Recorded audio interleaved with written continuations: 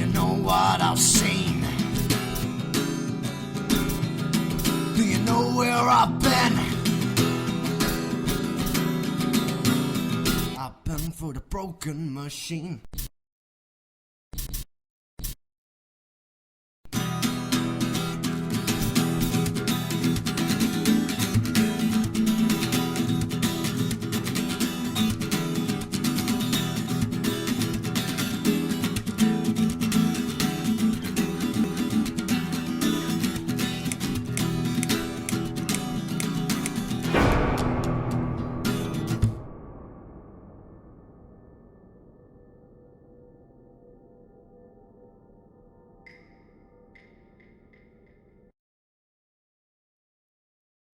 Miss Ashworth, I was worried sick about you. Are you all right? How did you get back? I walked. You saw something terrible in that fog, didn't you? I saw a monster.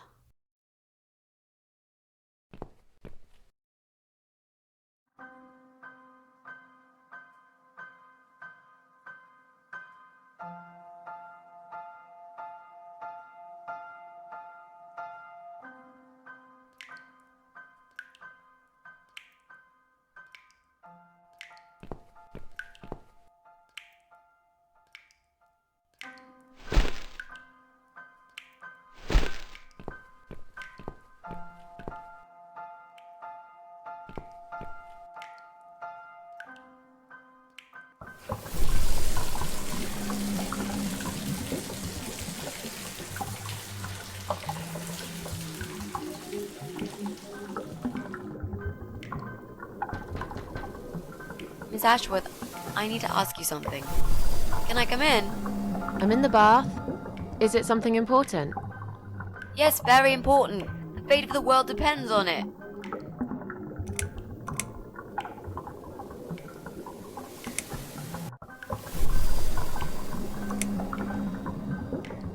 You can come in, if you promise you're not a lesbian. A lesbian? I told you I had a boyfriend, Miss A. Both girls shouldn't get embarrassed of each other. Where do you get ideas like that?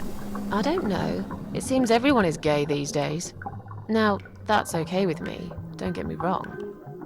But I don't necessarily want a lesbian to stare at my boobs, if you know what I mean.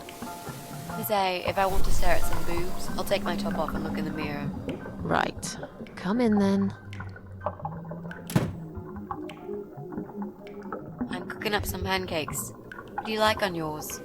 We've got strawberry jam, maple syrup, and chocolate spread.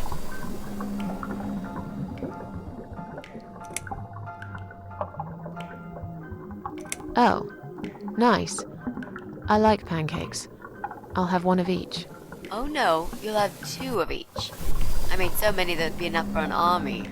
I don't really eat much. That's because you haven't tried my pancakes yet.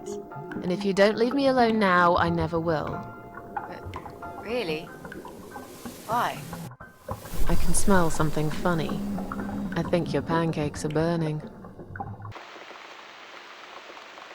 I'm so full up. Where did you learn to cook like that? My dad taught me. He was the king of pancakes. I'll wash up, if you like.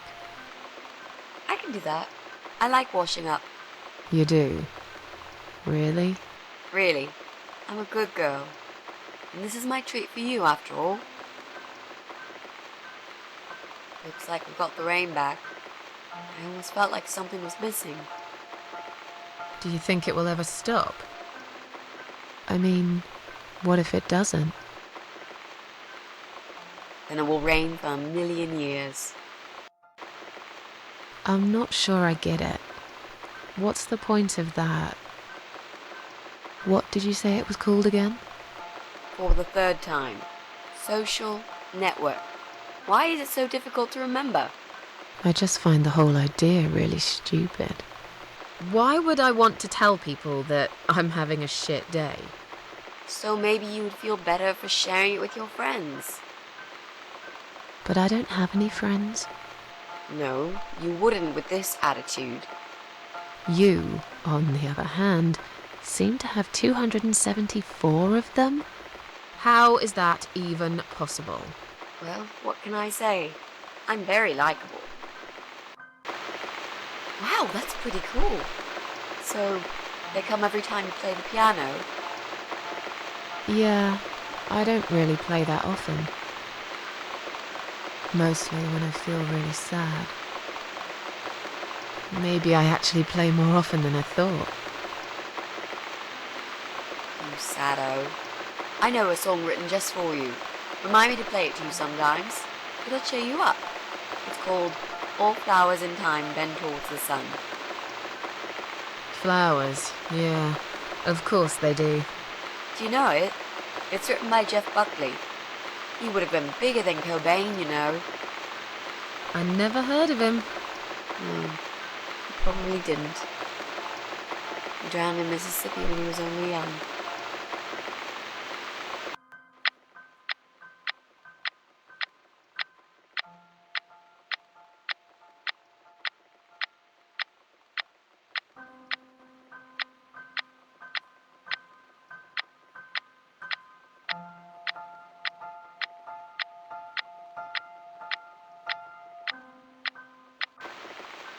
I've created a profile for you. Maybe now you'll learn how to use it.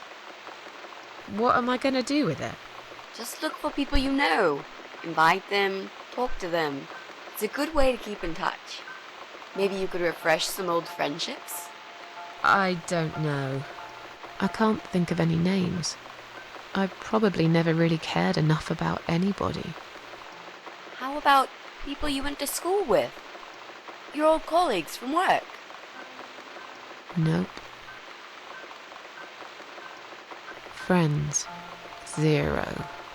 At least they're right about one thing. I'll add you later. That'll be a start.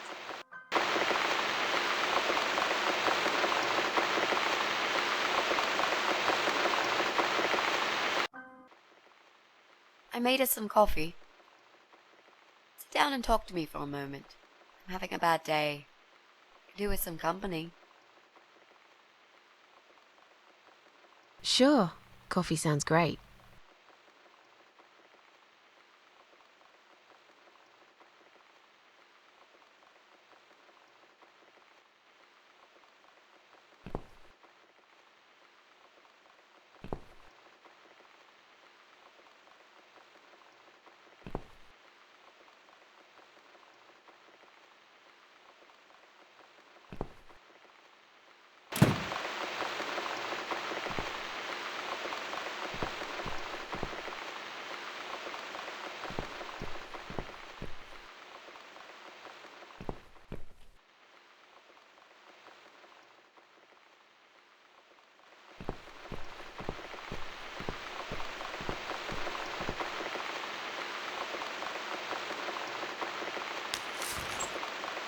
What's wrong, Mitzi? Well, I'm not sure how to get started with this thing.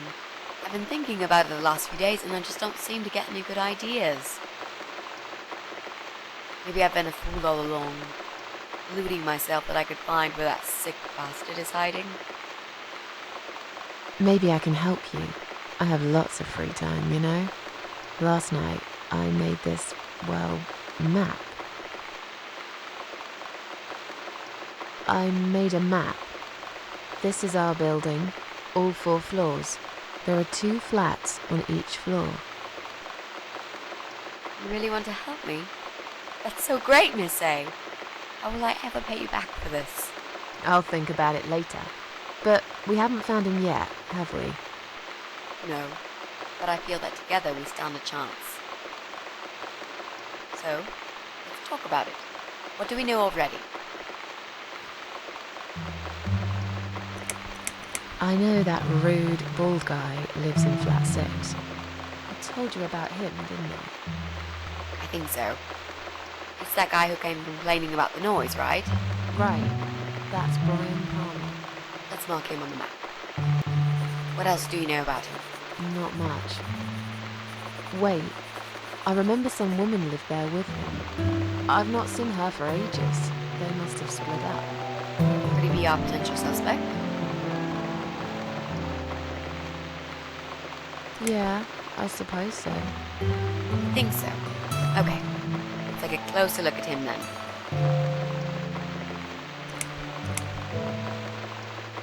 We can cross off our flat, of course. Yep, good. That leaves us with only 7 flats. Also, there's an old man in flat 5, right opposite the Bryans' place.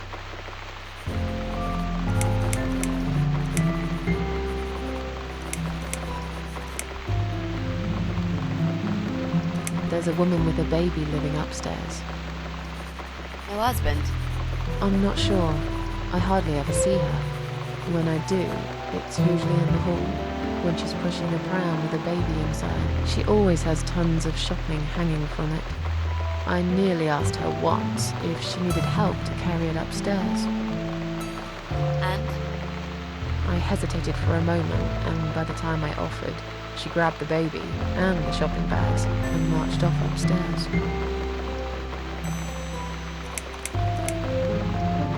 There are strange noises coming from flat 7. Interesting. Kind of noises. Like screaming, explosions, guns. Then there are threats and insults, shouted very loudly at someone. I think I might know what's going on there, but it's worth checking anyway. You know the person who lives in that flat? No, I don't. It's the top floor. I have no business going up there. All I know is what I overheard from neighbours' gossips.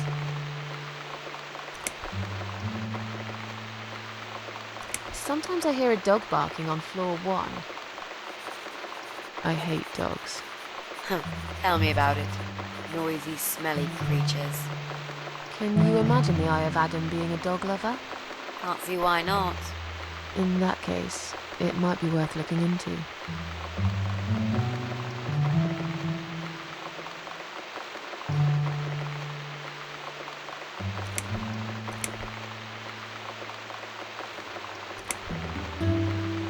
I'm pretty sure one of the flats is empty. Which one?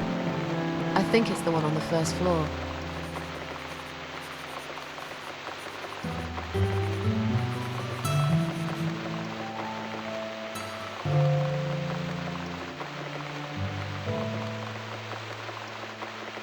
There's an odd married couple that lives next door. Yeah? What do you know about them? Well, the man is called Joe Davis. He seems nice, quiet type, but I heard him shouting a couple of times, and he sounded almost like a different person. Like a madman, you know? I gather they must have some serious relationship problems, and they're trying to sort them out behind closed doors. It's impossible to hide this personal dirt from your neighbours. I know it's none of my business, but I can't just plug my ears and pretend I don't hear what's going on there. And the wife? Ivy Davis. Or is it Sophie? I can't remember now. Anyway, she's very polite. Always says hello when we pass by each other in the hall. She's one of those size 00 ladies. So skinny you could easily take her for a coat rack. A walking skeleton. I bet she only eats a leaf of lettuce a day, or nothing at all. She looks quite ill, actually. Anything else? They used to have a cat, Lucifer. I often wonder what happened to the poor little chap. Okay, I think that's all that we know at the moment.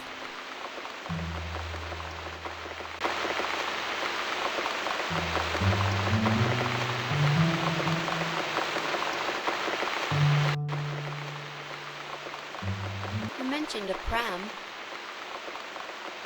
This reminds me, I found an old baby pram in my bedroom among all the stuff. Do you have kids, Miss Ashworth? You never talk about it.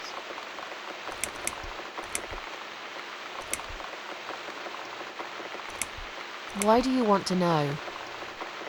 I'm just curious. I like meeting new people and getting to know them.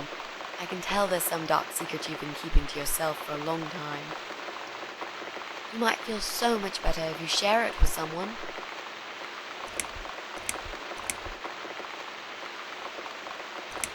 Do you see any kids here? I must have gone blind, because I can't see any myself, and you're acting like this place turned into a fucking preschool. Why don't you just leave it alone?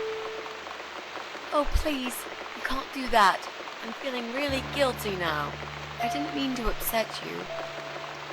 I just really want us to be friends. I swear to God I could do with one.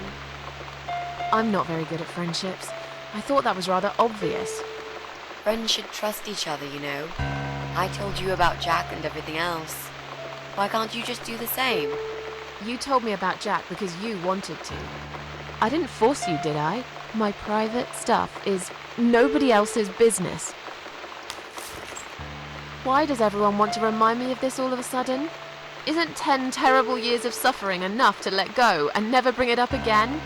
Even for me?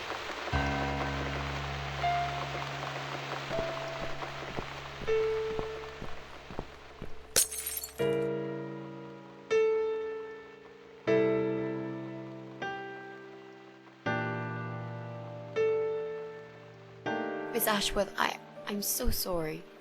Your mug, it was an accident.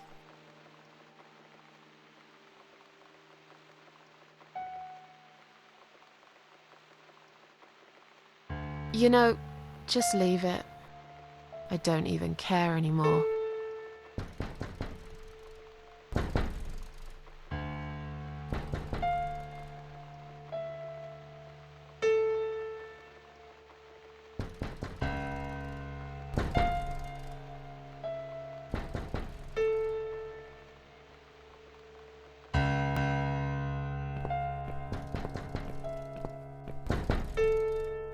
Who is it? Hang on a second.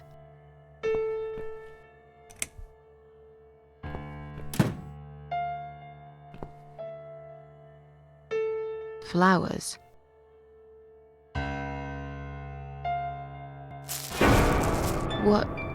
What's that in your other hand? Go away. Leave me alone.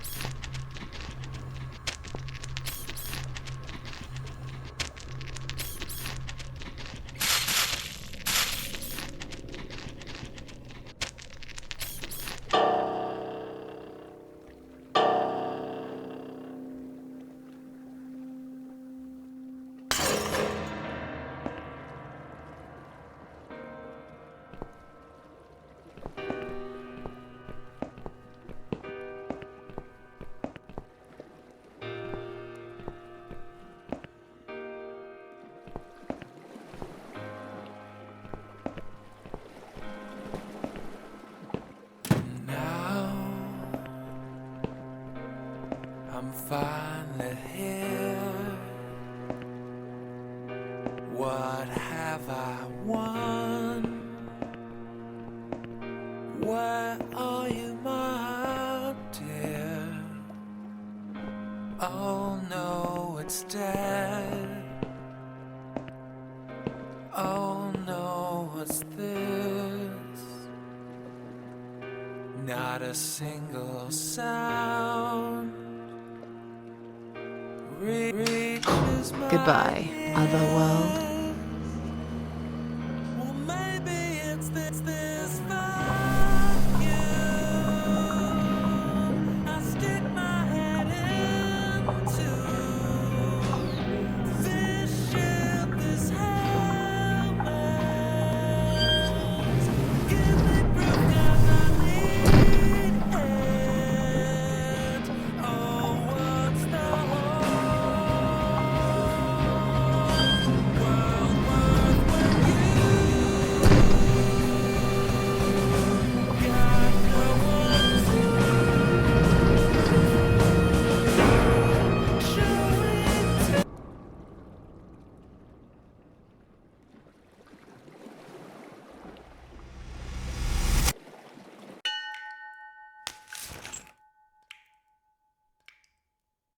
Is that you behind my back, Mitzi? Miss Ashworth, I thought you were dead. I saw that man hit you right in the head. Me? Dead? No. No, I'm a tough old girl. You can't kill me that easily. Stop asking stupid questions. We have no time for that. Let's calm down, yeah? Yeah, okay, I can do that. What's this? Duct tape. Yeah, he had loads of that stuff. Maybe we can break this tape if we pull really hard? It won't hurt to try.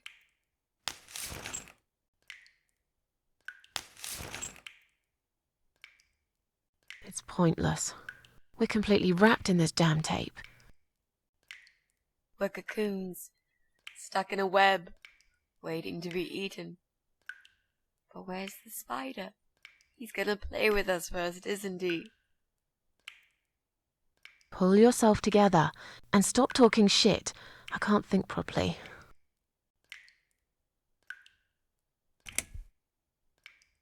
How about those lockpicks that you always carry with you? Stop asking stupid questions and pull with me. But we aren't locked in a room, are we?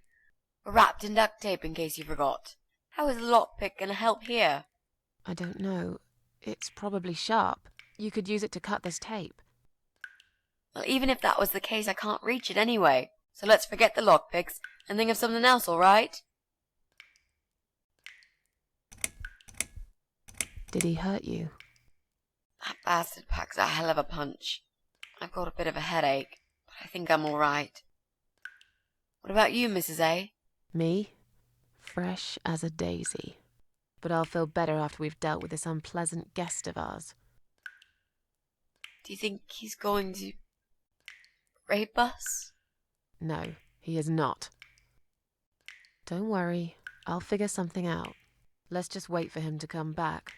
Sooner or later, they always make a mistake. Miss A, I'm sorry I had upset you.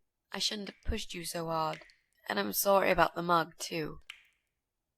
It's all right. Water under the bridge.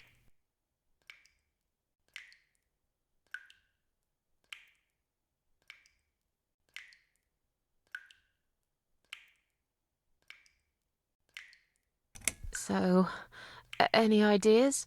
Not that many, really. None at all, actually. I'm sorry. And you? What do you think we should do? We should kill the fucker. With what? We're tied up.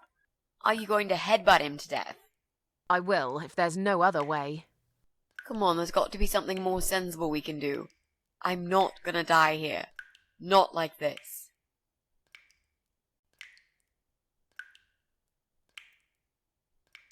Maybe together we can pull this pipe off the wall? How is that exactly going to help us? Stop asking stupid questions and pull with me.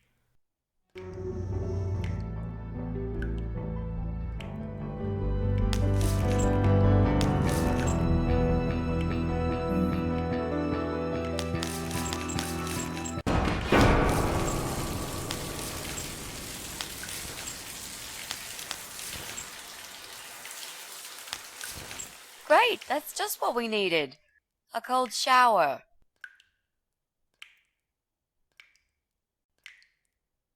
I used to like flowers, you know, like everyone else, or even more. There was this guy. I should have told him from the start I wasn't interested. But I didn't. Maybe I was interested. In a way, probably. Flattered would be a better word. It was 10 years ago. I can hardly even remember him now. He did that thing every week, because he knew Eric was at work and I was in the flat alone. So every Friday night I'd get flowers delivered by a courier. Who's Eric? Your partner? My husband. He was a taxi driver, worked every weekend, and I was still on maternity leave. Zoe, our little daughter, was only 6 months old at the time. Well, 5 months and 28 days exactly. She would be 11 now. Anyway, that one Friday evening's courier had delivered a big bouquet of the most beautiful lilies. Usually, I would have thrown them away, but I really liked them, somehow. They were extraordinary, absolutely stunning, and looked very expensive. I stood there looking at them, mesmerized. I didn't even hear the phone ring at first, but then I heard it loud and clear, as if I'd woken up from a strange dream, and I knew it was him calling.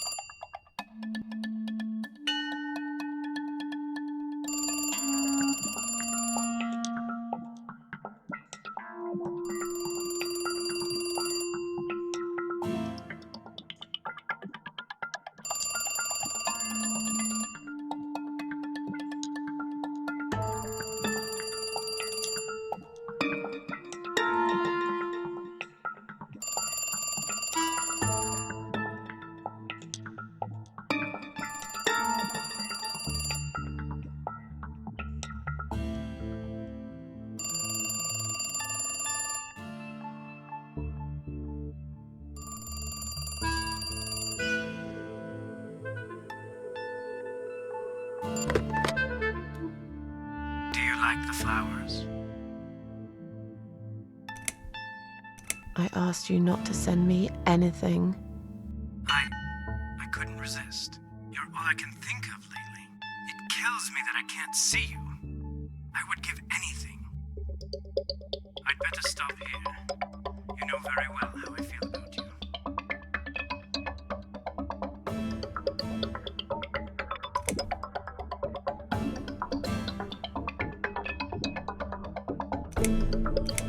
I have a family now. I'm sorry, but I can't see you again.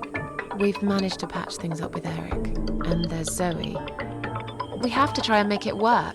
Our daughter needs both her parents. So, yeah, I can't just run away with you. Life's not a film with Julia Roberts, you know? But sometimes doing crazy things can change your life for better. Do you really want to be that woman who in 10 years' time realizes that she's wasted the best time of her life living with a man that she never loved? Look, I love my husband. I can take care of Zoe. I told you before. I'll be a good father to her, if you want. It doesn't work like that. You don't know anything about children. I'll learn. Give up? Honestly, I could never give up on you, Susan. Come on, don't be like that. You're breaking my by heart.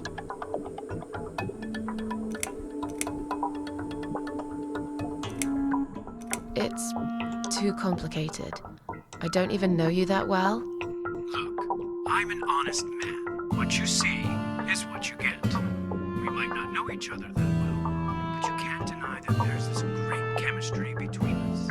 It's as if we were meant to be together. Listen, I have to go. It's getting late. Wait, Yeah? when I call you again next Friday, you will answer the phone, won't you? Maybe. But you'll probably find a better girl by then. But now, I really have to go. Bye. I guess I should do something about these flowers. I'd really like to keep them, but I don't want Eric to know I have a secret admirer.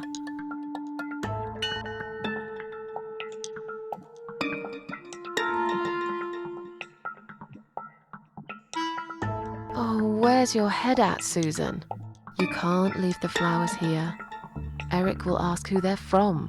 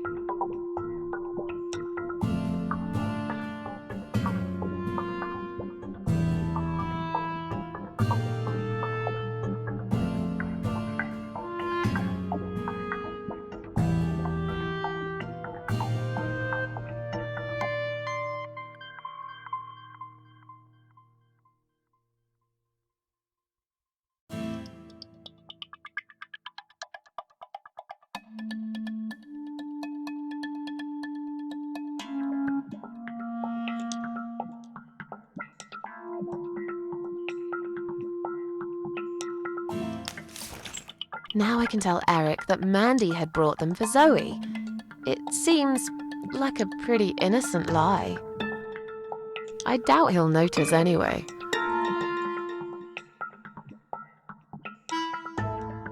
I hope you're dreaming about something nice, my little star. Eric must have come home early.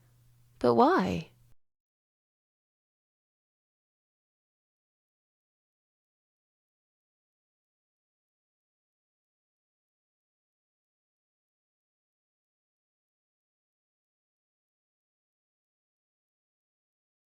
You're back early. Is something wrong? Yeah, well, let's think about it for a minute. Is something wrong? Yes, Susan, there is. Didn't you watch television? Listen to the radio? Didn't talk to anyone today? What happened? Oh god, not another plane crash. It wasn't as bad as that. But yeah, it was a fucking terrorist attack. Here on our doorstep. Would you believe that? So, it was a bomb? Yes, in a restaurant. There's chaos spreading all through the city. Everyone's panicking. The police and army are everywhere. But you don't even care, do you, Susan?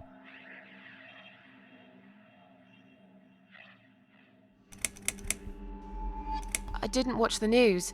We had cartoons on all day. You should pay more attention to what's happening to this country, Susan. I could have died, and you wouldn't even know. Did you get hurt? No, not really. But the cab smashed quite badly. I was just there when it happened. There was smoke, clouds of dust so thick you couldn't see a fucking thing.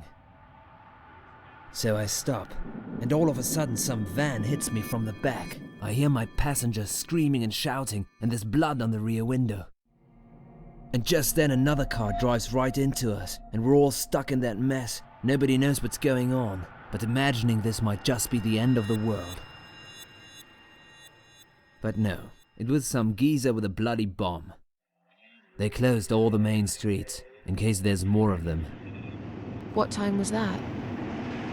Around 7 p.m., I spent another 2 hours trying to get someone to tow the damn cab to the garage. Would you believe? Our insurance doesn't even cover this sort of thing. You should have called me. I did, 4 times.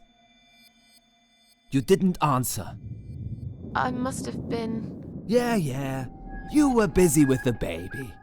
Every time it's the same old story.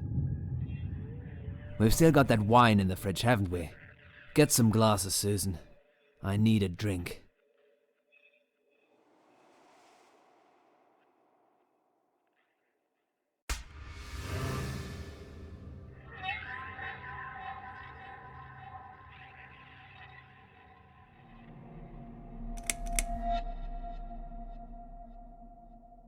All right, I'll get the glasses, you get the wine.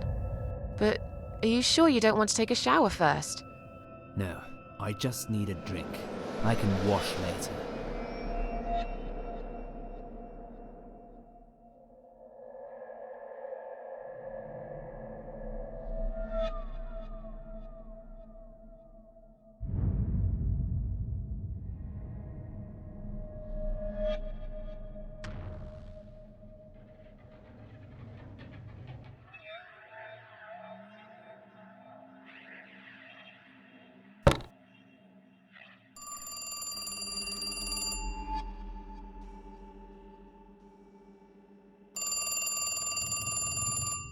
Are you gonna get that? If it's Jerry, tell him I'm not here.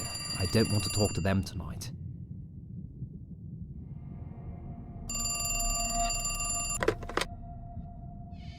Hello? It's me again. I'm sorry, but I had to hear your voice again.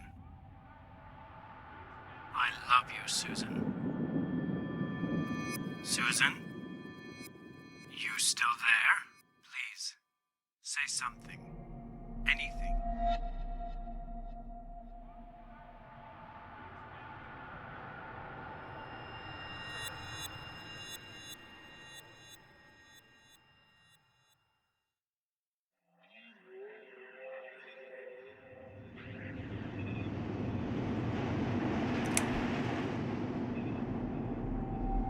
Thanks, but we're already insured with someone else. Excuse me?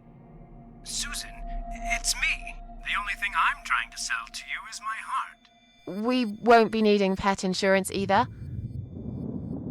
What are you talking about? Would you like my husband to talk to you? He's just come home from work. He usually deals with insurance companies. Will you just put the phone down? Once you start talking to them, these insurance bloodsuckers will never leave you alone. Susan, I'm so sorry. Should I hang up? Just hang up, Susan.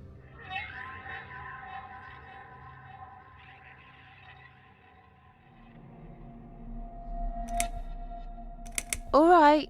Take care then.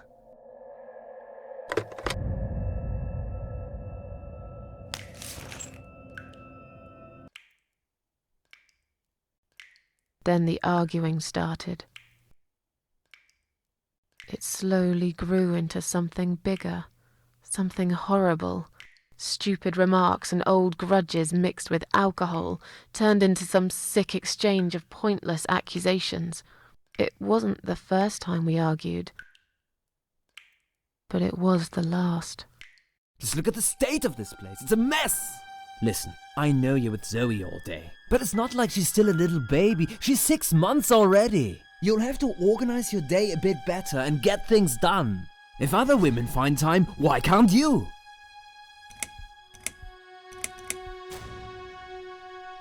I'm done talking to you. Of course you are. That's what you always do, isn't it? You run out of arguments, you stop talking to me, then you lock yourself in the bathroom and fucking cry. I'm sick of repeating the same old thing over and over again. Then why won't you give me a break, for God's sake? You're acting like I've done something terrible. I don't even know what your problem is. Is there something you're not telling me, Eric?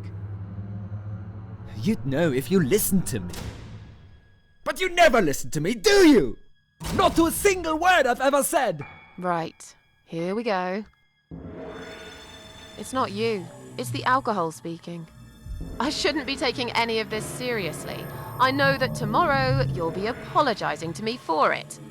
It was just a couple of glasses and you had some too. I'm not drunk. I wish I was. Maybe then I could laugh at this shitty life and not care so much. That's a good one. You really care so much, Eric. You should get a medal or something. I thought you said you weren't gonna talk to me no more. You are full of shit, Susan. Full of shit.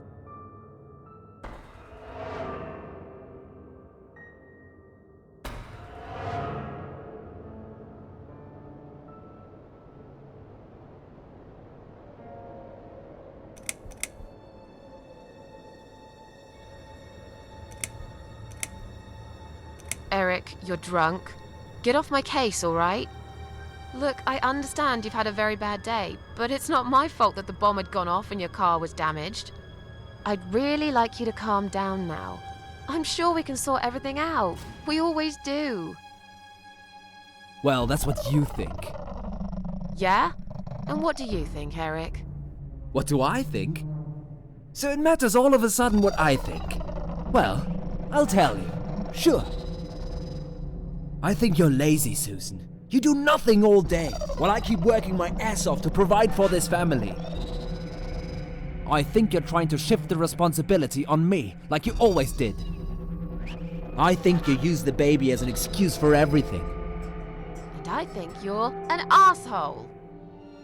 How dare you accuse me of such things? It only takes one look at the flat to see it's all true.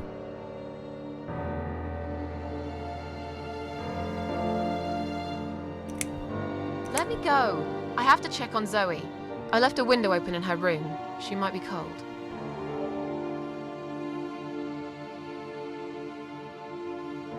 That's right, just walk away. That's all you do, Susan.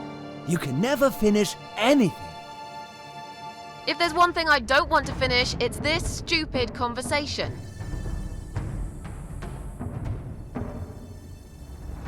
Why not? Are you afraid that I actually might be right? Are you scared of facing the truth? I'm sure Zoe's fine. It's the hottest summer we've had in years. It'll be good for her to have some fresh air in there. Won't you agree? I guess. Fine, never mind.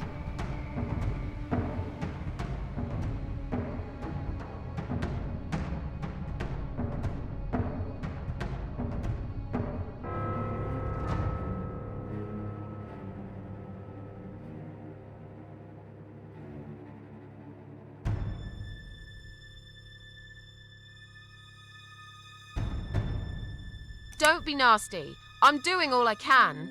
Are you really? Okay, doing all you can. You obviously care about your husband, coming home after a hard day's work. He's gonna be hungry. But wait, where's his dinner? Oh, let me guess. You didn't make it because you were too busy changing nappies, and singing, and playing, and washing. Yeah, I think so. And I'm not going to feel guilty about it. If you'd spent more time with our daughter yourself, you'd know how important these things are. So pardon me, there's no dinner for a hard-working husband. From now on, he's gonna have to cook for himself. Because, you know what? The wife is working just as hard, and she's really tired of being treated this way. She better get used to it, cause this is just the start. There's gonna be some changes around here. I'm fed up of being pushed around by you. I put the bread on our table, don't I? I'm the man in this family! I will make the rules, and I'll get the respect I deserve. How can you talk to me like this? You're treating me like dirt. Didn't you forget something? I'm your wife. I'm the mother of your child. Doesn't that mean anything to you at all? A wife and a mother? Why don't you start acting like one? When was the last time you showed me that you care about me? All you ever talk about is the baby. I love her to bits, I swear I do. But I want to have a wife too. When was the last time you even kissed me? I'm not even talking about sex. I knew it. Is that what bothers you so much? Is it? Of course it fucking bothers me. Does it not bother you that we never have time for each other? Look, we are new parents. It's always hard. All couples go through it, I heard. Well, fuck this. I heard different.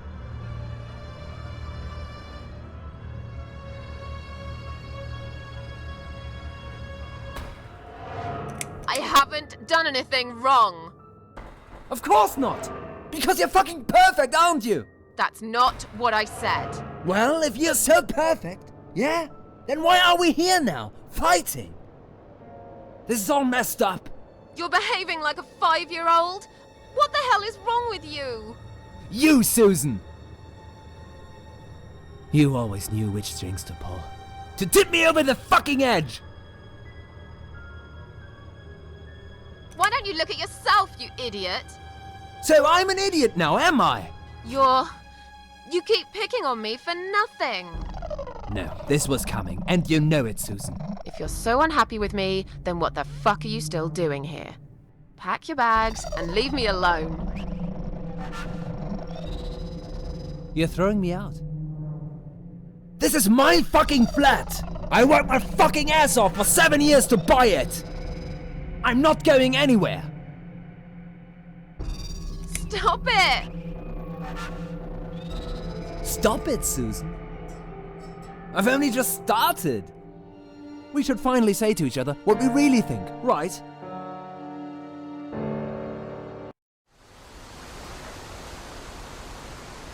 We didn't even notice that outside the storm had started. I was so absorbed in that stupid fight that I forgot all about the open window. Anyway, and the flowers. Those fucking flowers. Right there, by her bed. She had some rare allergy to pollen, but we couldn't have known that. How were we supposed to know? It's rare. She started coughing and choking.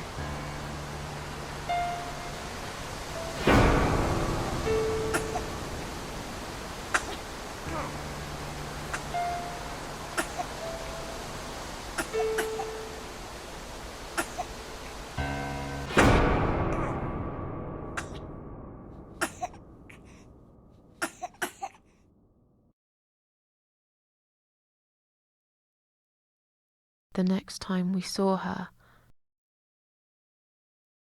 when we found her, she was...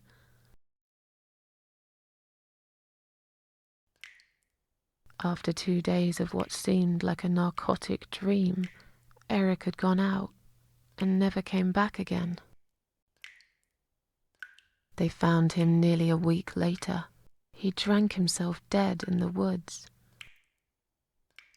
I nearly didn't recognize him when I saw him in the morgue. It really was a hot summer. He looked bad. Miss Ashworth, Thank you for telling me that. Now I understand. I understand why you're so sad all the time.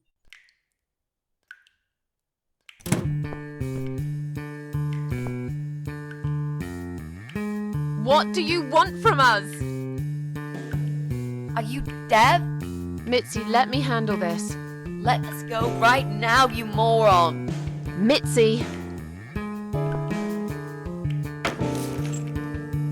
Leave her alone. Don't you dare! No! Take me instead! Take me.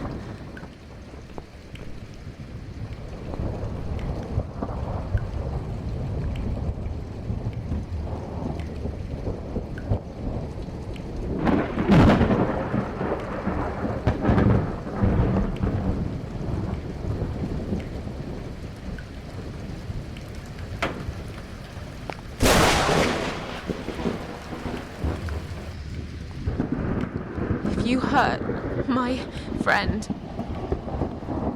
I will.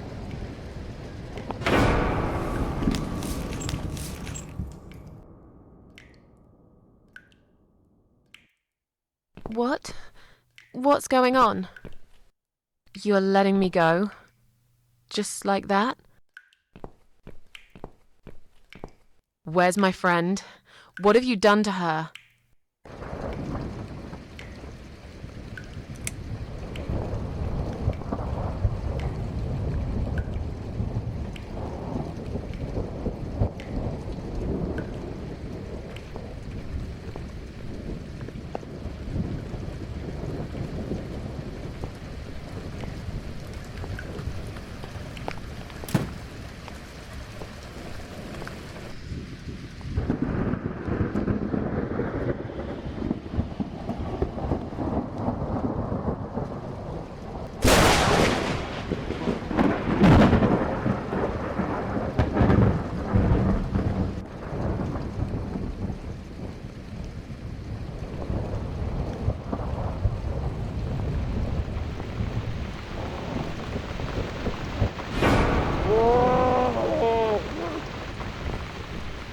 You sick son of a bitch.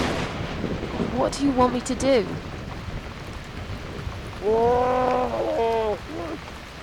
I don't understand.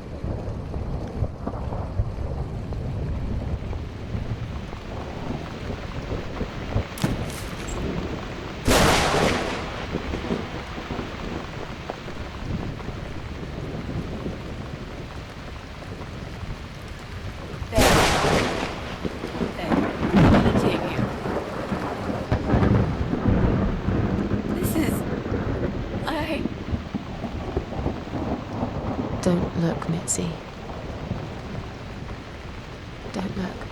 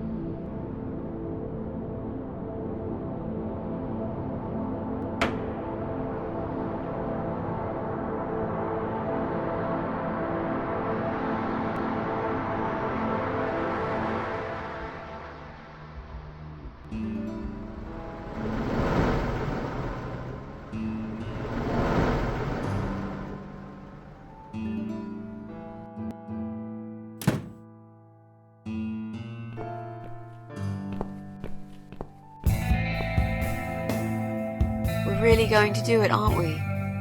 Yes, Mitzi. You will finally get your closure. Maybe I will get mine too. Did you take that map with you? Yes. We can always refer to it if you get lost. I've lived in this building for many years. I won't get lost, Mitzi. But it'd be a good idea to cross people off. Once we're sure it's not them, it might give us a clearer picture of how far we've got.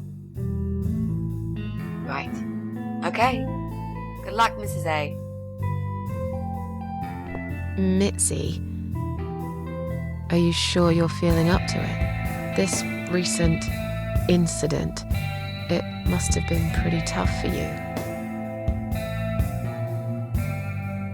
No, I'm good. Never felt better, Mrs. A.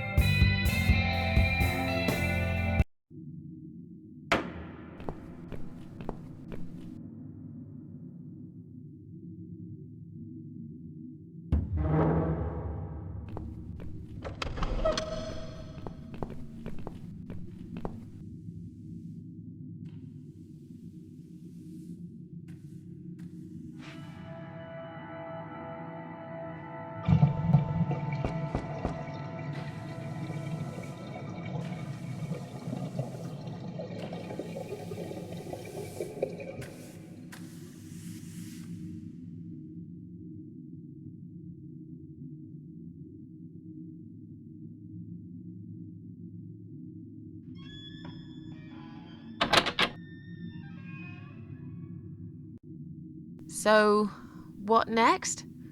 Let's look around first. We must check everyone. I'm absolutely sure Eye of Adam is living in one of these flats. Can you unlock this door for us? Let's see. Blimey, you don't see these very often. This is a very special lock. It would take someone much more skilled than me to open it. Great. I thought you were an expert. I am, but this lock is just beyond me. Why would anyone need one of these here? They must have something to hide. Is there any other way we can get inside then? Well, not unless we can find some plastic explosives or a pneumatic drill. Or a key. Yeah, because I'm sure there's a key lying around here somewhere. Well, what can I say, my friend? Let's try to think positive.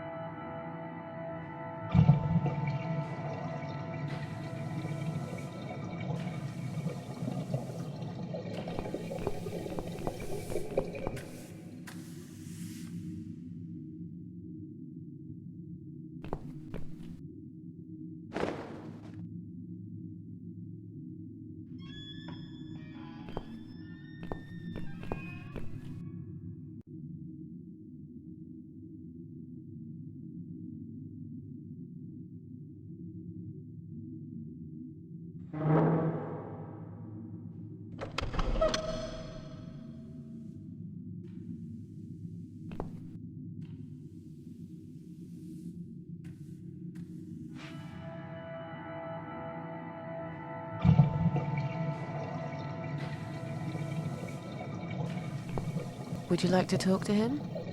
Sure. I'll pretend I'm doing one of those customer surveys. Old people usually have time to answer lots of stupid questions.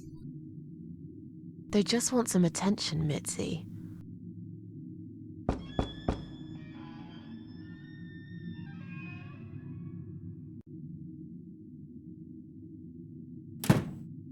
Hello there, sir.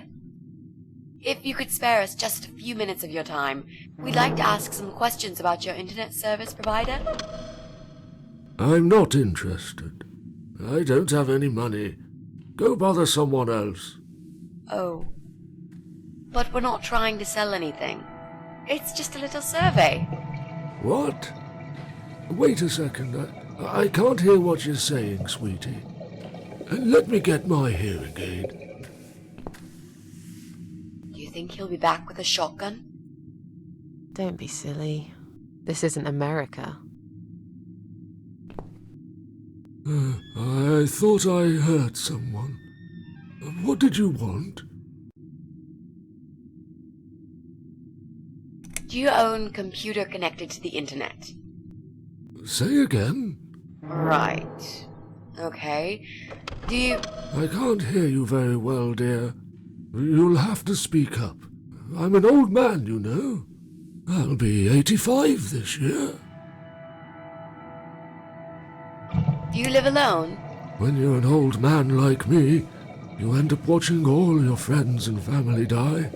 I'll be 85 this year, but I can still cook my dinner, and I make my bed every morning, all by myself. So... you do live alone, then? Look, young lady, I don't need any help. I've told them already. I can manage just fine.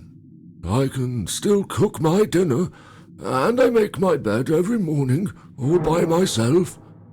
And not that it's any of your business, but when I die, I'll die in my own home, in my own bed. I'm honestly not trying to take that away from you. We're just here to ask about... I will not have anyone washing me, or dressing me, or feeding me. I can manage. I've done it all my life, and it'll stay this way.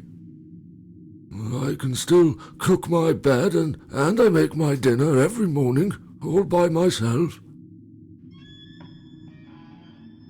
Do you have a computer? There's no need to shout.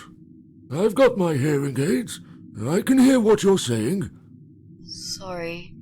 A young, pretty lady like yourself wouldn't understand about old age. We live in two different worlds, dear. And if you're here to make fun of me, why won't you just go ahead and be done with it? No, with all respect, I just wanted to ask if you by any chance own a computer. Pardon? A computer! Wait a second, dear. I think I need to change the batteries in my hearing aid. I must have forgotten to switch them off last night. I'll be right back. No, wait! Jesus. I don't think I've got enough patience for this, Mrs. A. To be honest, the chances that he's our guy are pretty slim. I think we should go. Yeah, this is pointless. Even if he did have a computer, he probably wouldn't even remember how to switch it on. Let's say goodbye quickly and try to look elsewhere. Can I help you? Not really. We were just going. What? I don't want to buy anything. I told you before, I'm not interested. I don't have any money. Go bother someone else.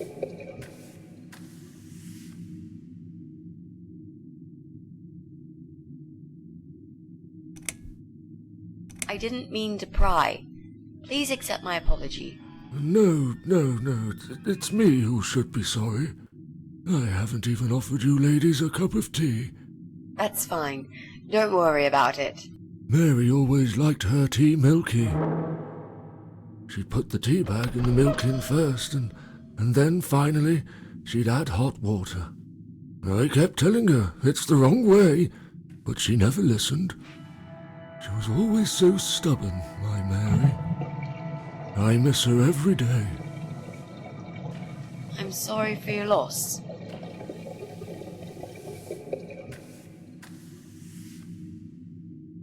Sorry to have bothered you, sir. We'll go now. I'll see you later, ladies. Next time I'll do the talking, yeah? He's tough. Wouldn't answer a single question. But he can't possibly be an internet whiz. Yep, he's just a lonely old man. Let's cross him off the list.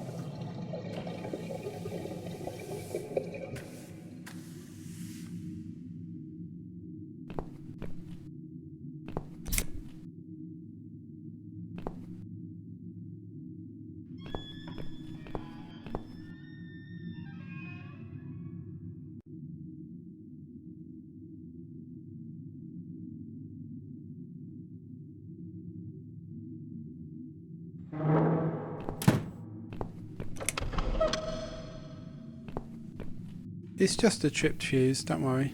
I'll just flip this switch, and we're back on. Jesse, can we talk to you for a second? Sure, but not right now. I'm right in the middle of something.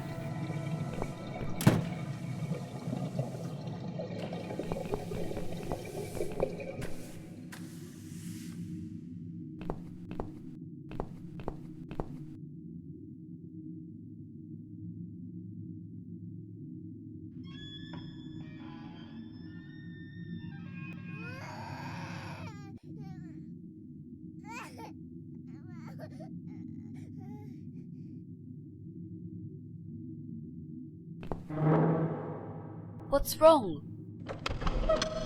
I really don't feel that comfortable around babies, you know? Yeah, I can imagine. I talked to her, but I'm not quite sure how to approach this. I'm hardly an expert on babies myself.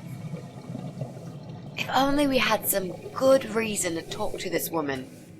What do you mean? Something like, I don't know, something to talk about. We can't just knock on her door and talk about the weather. Let's go somewhere else then. We can always come back here later. All right.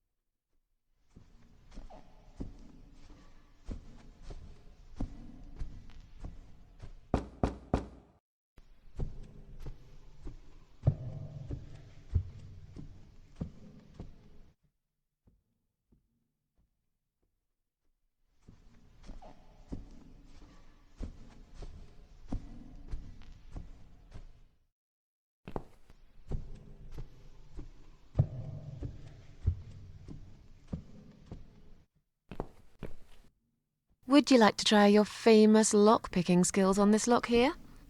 Let's see. A young child could open this lock with a piece of wire. That's fantastic. Have you done it yet? No, I can't work when you're looking over my shoulder. Do you mind? No, sure. I'll just walk away for a minute and stare at the wall if that's what it takes to get this done. Thanks.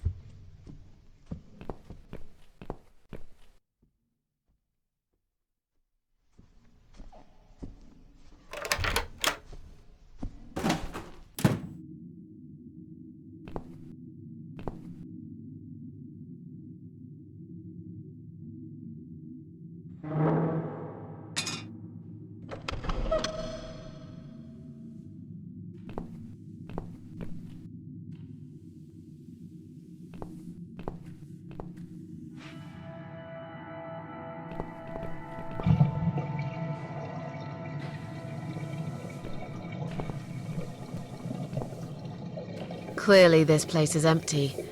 I reckon we can cross it off the list.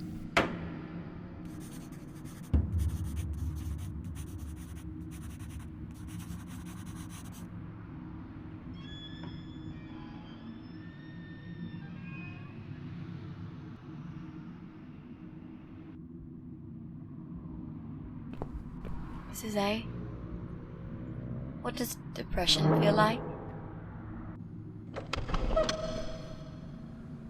Well, it feels like all I want is to die, but I have to live. That's funny. Most of the time I feel like I want to live. I have to die.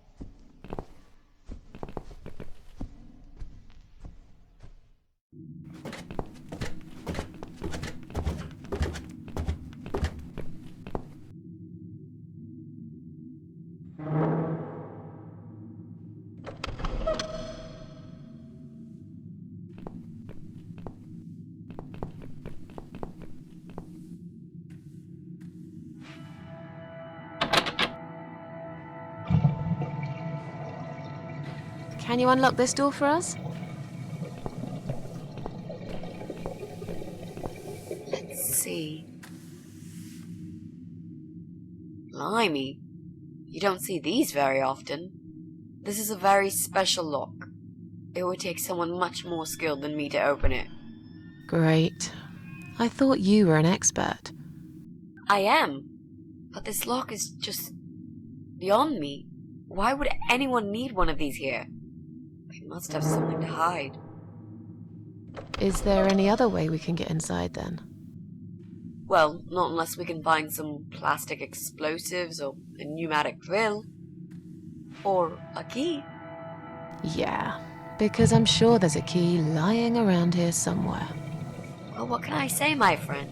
Let's try to think positive.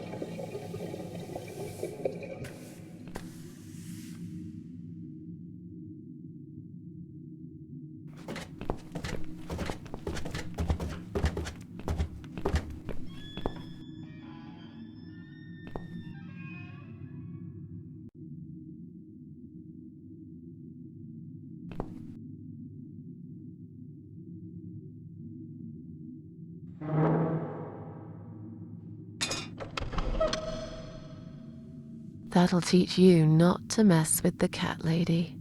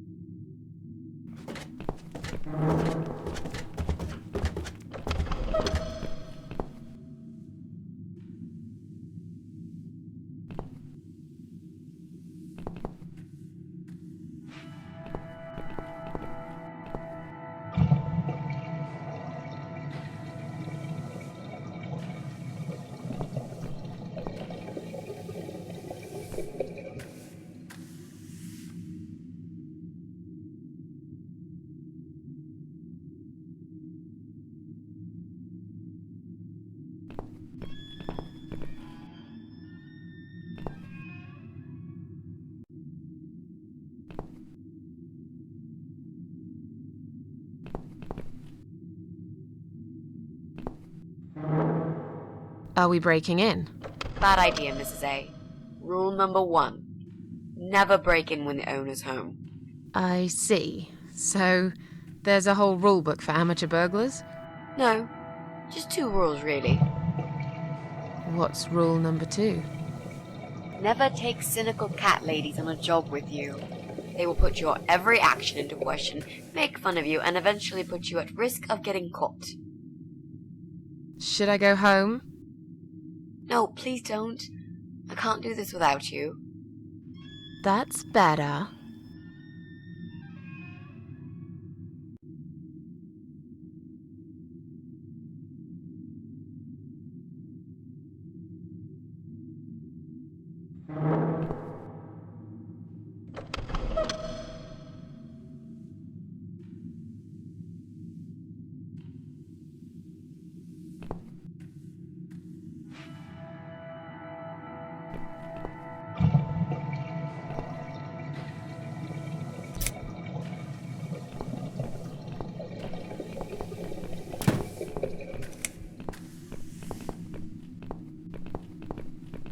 Damn fuse just keeps tripping.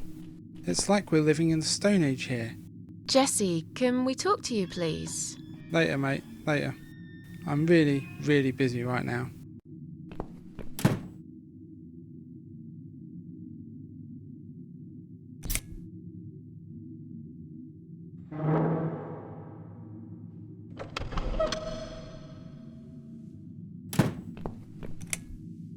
This fuse and me, we're playing a dangerous game. It seems I am losing, but I'm a patient guy. Jesse, can we have a quick word? Sure, but not right now. I'm right in the middle of something.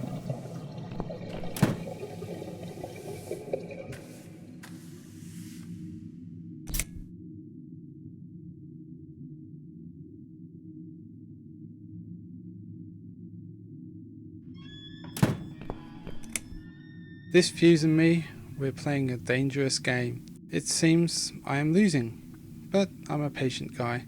Jesse, can we have a quick word? Sure, but not right now. I'm right in the middle of something.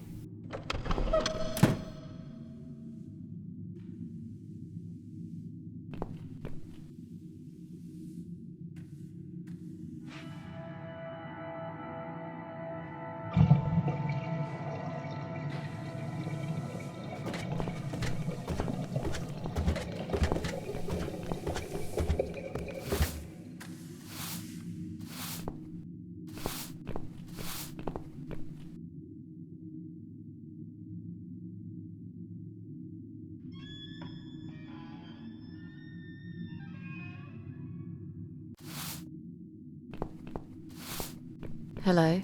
You live on the first floor, am I right? Yes, that's correct. Flat 2. And you're Susan Ashworth, I presume. I've been meaning to talk to you, actually. Really? Is something wrong? Well, it's those cats. I understand you're trying to do a good thing, but it's become unbearable lately. This can't be sanitary for people living here. And I'm sure it's not allowed by the council either. Are the cats bothering you? Yes, they are actually. They usually stay outside anyway. I bet you hardly ever see them. I see them all the time, actually. Ever since the Morrisons from Flat 1 moved out last month, your cats seem to reside permanently on my floor. And that sofa, my God! They're always gathered round it like it's their shrine. It was Morrison's responsibility to dispose of it, but they just left it there. And a whole load of other rubbish, too. Okay, that's not my fault really, is it? But you encourage cats to come here. You feed them. Everyone knows that. Every time I take William for a walk, he gets upset and tries to chase them away.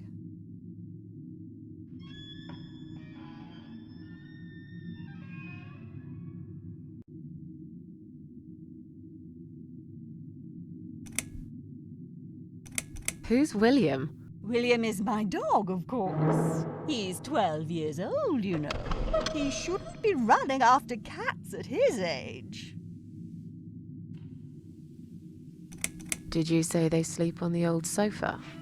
I didn't say they sleep. Have you not listened to me? I'm beginning to wonder if they ever sleep, actually. They just keep climbing up and down the wretched thing. They're noisy. They leave germs all over the place. They've scratched upholstery and the paintwork. And William keeps chasing them. He's so quick, I can't hold him most of the time. What if he runs off and gets lost? I'm telling you, we've never had such problems before you decided to bring here these homeless devils. Look, they're not my cats. You're Susan Ashworth, the cat lady. We all know what you do. Everyone's sick of those cats, and I am too. Brian said he will get in touch with animal control if things don't improve. He already did. Really? Well, I certainly don't see any improvement on first floor. It's still completely overrun by these filthy creatures. He'll have to talk to them again. I hear they've run out of business recently. Then he'll have to find another one. This is just not good enough. I have to go now. See you later.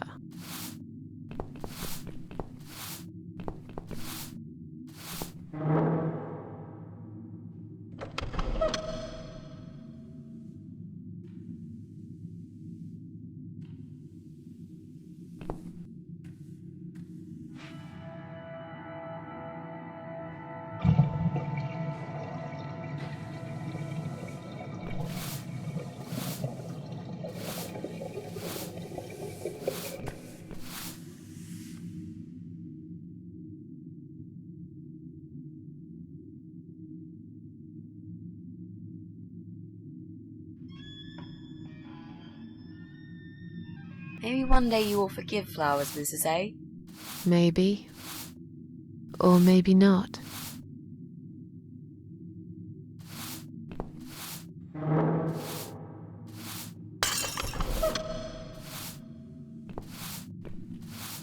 I'm sorry. I didn't mean to push it. Don't worry, Mrs. A. Could have happened to anyone. I'll clean it in a minute, but please, be more careful in the future, yes? You be more careful, nosy old witch.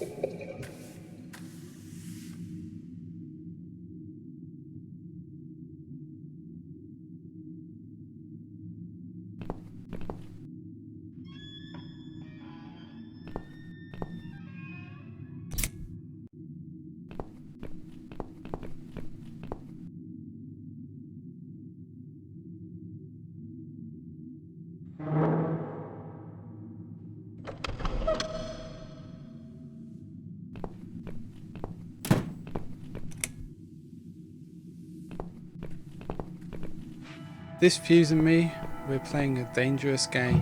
It seems I am losing, but I'm a patient guy. Jesse, can we have a quick word? Sure, but not right now.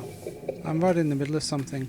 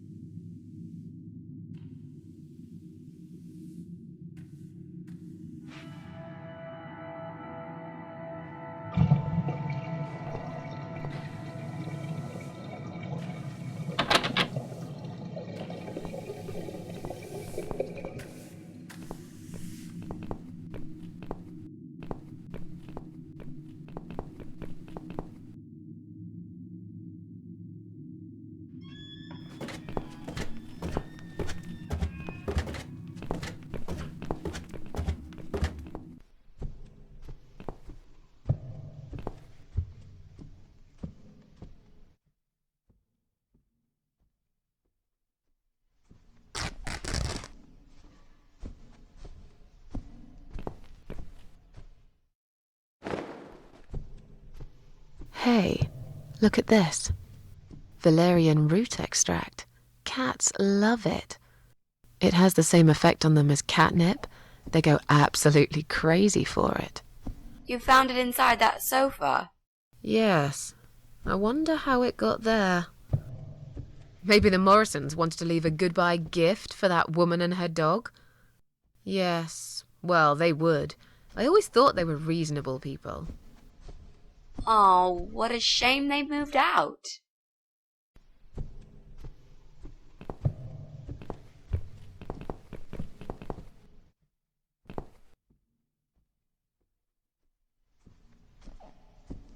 Okay, I think we're getting closer.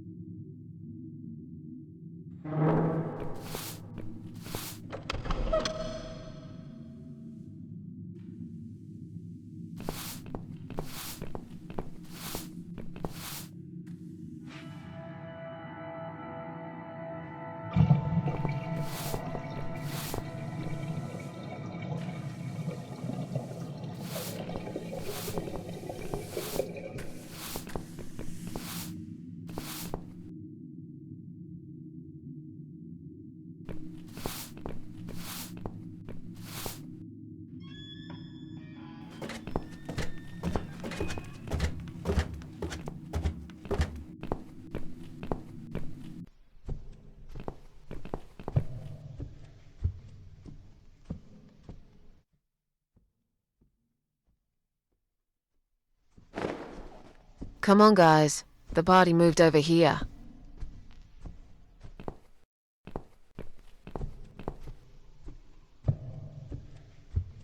Where are they?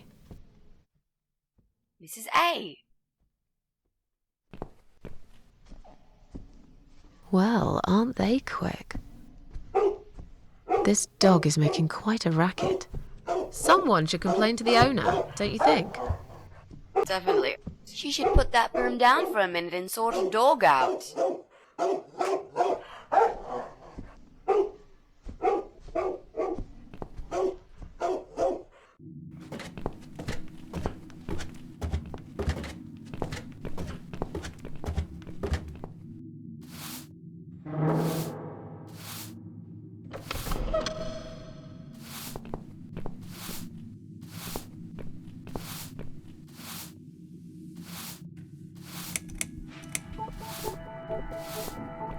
Your dog is making horrible noise. Can't you do something? It's probably because your wretched cat's upset him again. Poor William.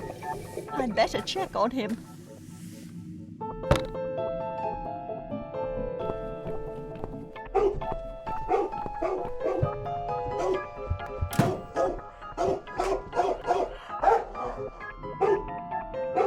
William! Come back, my little prince!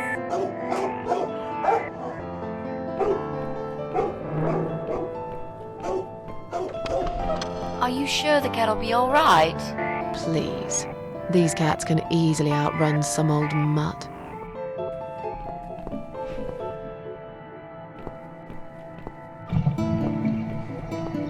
I'm going to push this cabinet out of the way. I remember there was a door behind it. It's too heavy. I don't think that's gonna work. Are you kidding me? I'll show you how it's done. Stand back.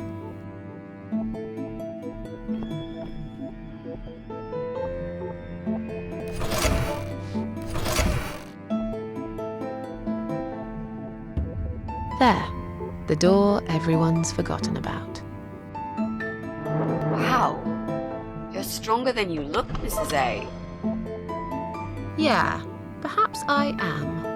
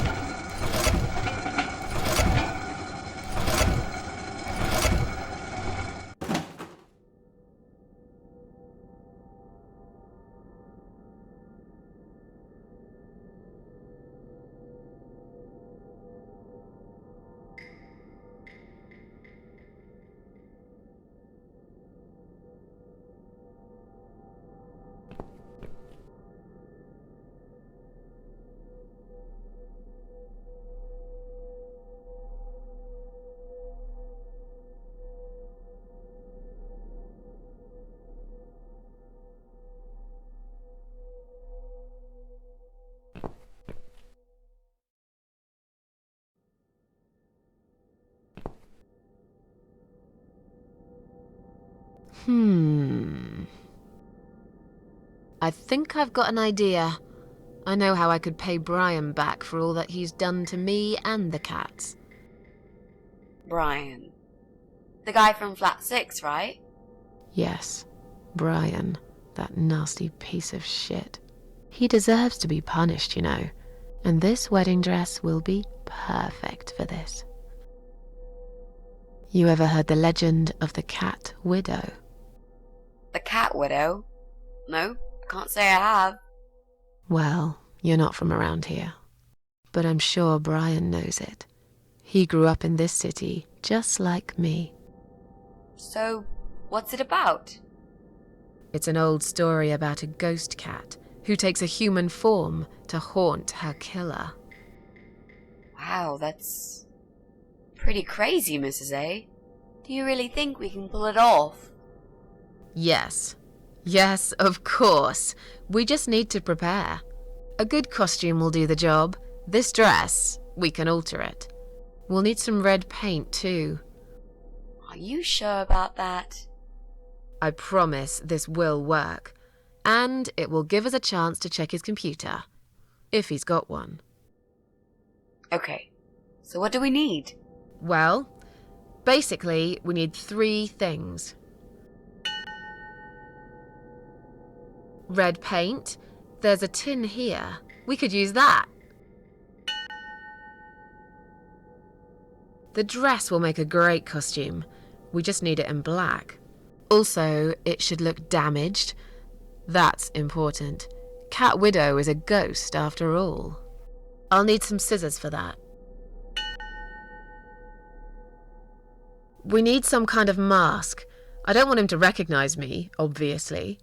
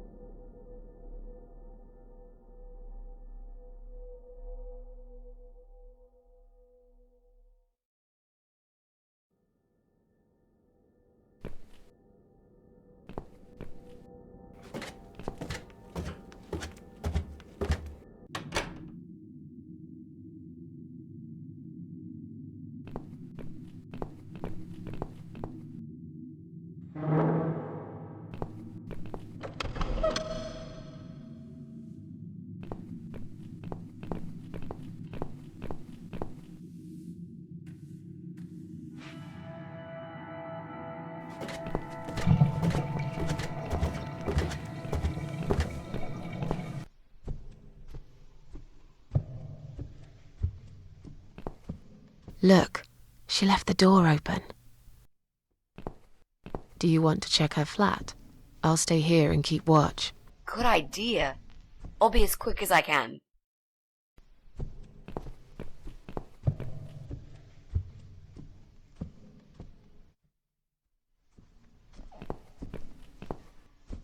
It's not her. I didn't find anything.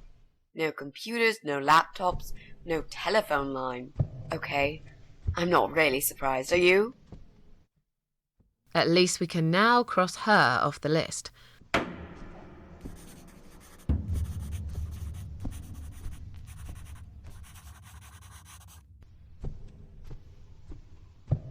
Let's go.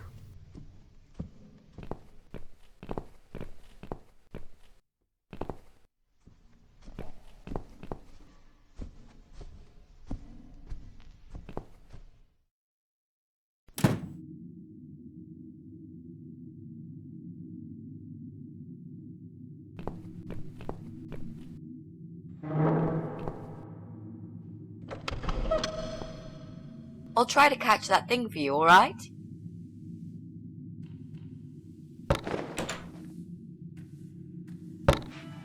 It's a statue of a cat. How nice. So there's another wacko obsessed with cats in this house. Lovely.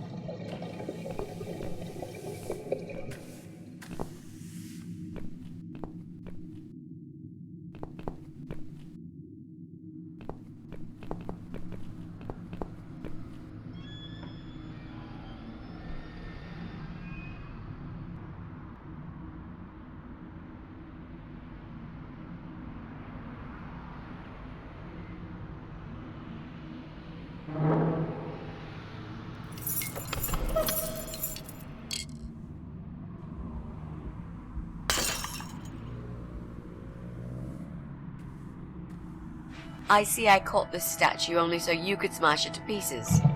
Thanks. I don't remember asking you to catch anything.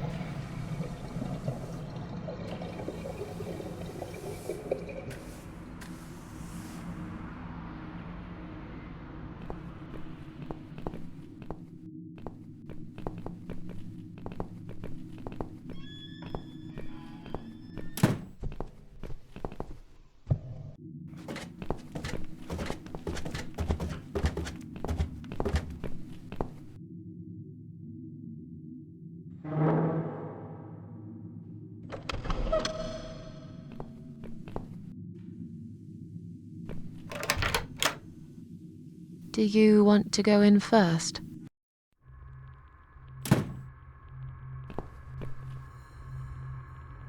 Come on in. The place seems empty.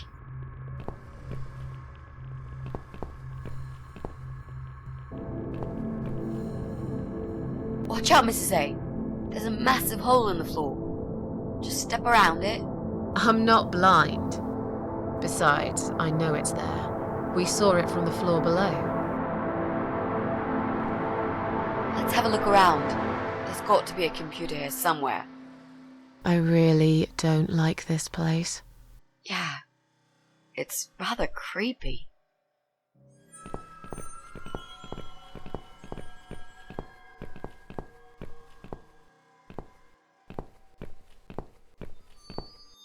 Bingo.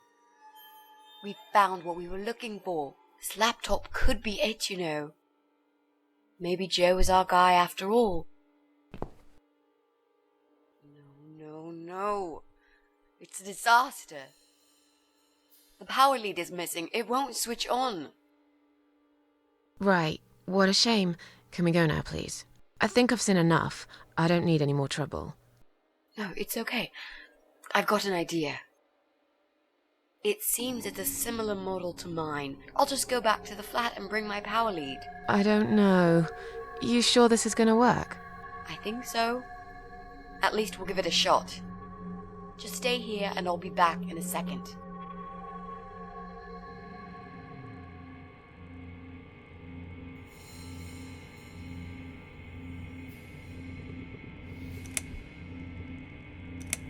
Just hurry up. Yep, I'll just grab the power lead and run right back. It's just across the hall. I'll be back before you know it. I will count to 100. If you're not back, I'm out of here. I'll be back before you get to 75. Don't worry. Hey, I just remembered something that'll keep you busy. While I'm gone, think of a vegetable. What? Why? To keep your mind occupied. I bet I can guess which vegetable you were thinking of when I'm back. So you're a mind reader now? No, this is just a little experiment of mine. Okay, whatever. Now go. I'm counting already. Why do I always end up in places like this?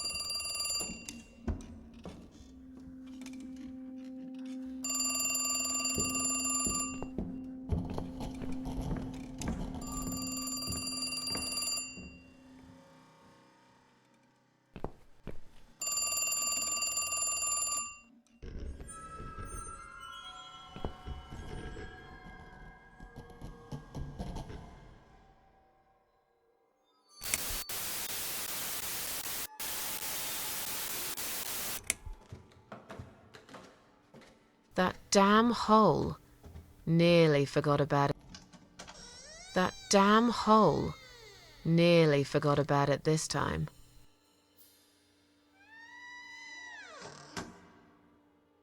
That damn hole. Nearly forgot about it this time.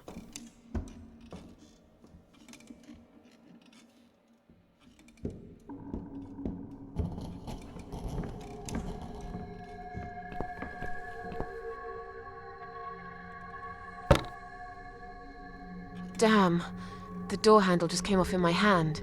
How am I going to get out of here now?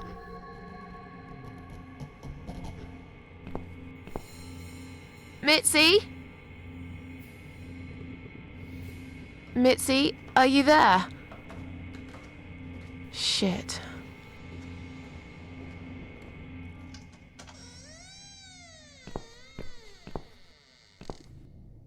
That damn hole. Nearly forgot about it this time.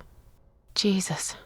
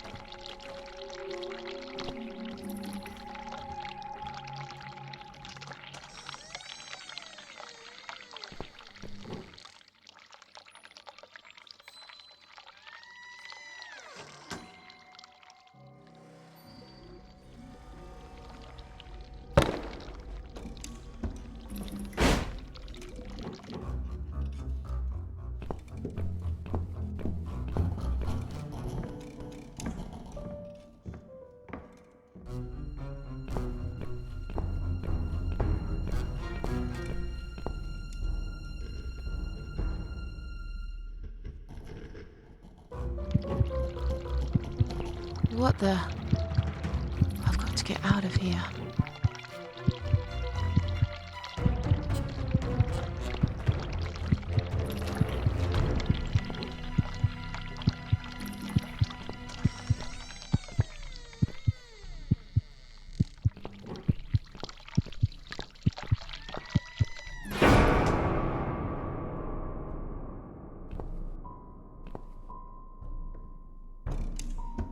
What?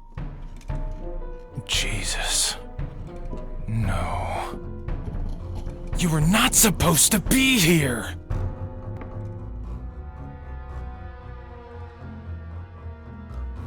Why did you have to ruin everything? What have you done? You stupid, evil bitch. Who are you?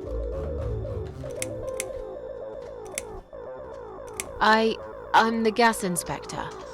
There's a leak somewhere? Is that so? I can't smell any gas here. How odd. I think you're lying. You took her away, didn't you? What has she ever done to you? What? Look, sir, you are wrong. Shut up! I won't let you trick me again! Did they send you? They think I'll fall for these lies, but I'm smarter than this. I know what you're up to.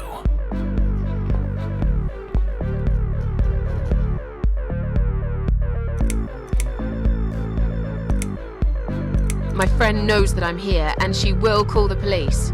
And I've got a gun. I can shoot you right there in your heart. It's not worth it, Joe. I've done you no harm. Of course, you haven't got a heart. Isn't that right? I have no idea what you're talking about. I'll just leave. Very slowly. I won't cause you any trouble at all, okay?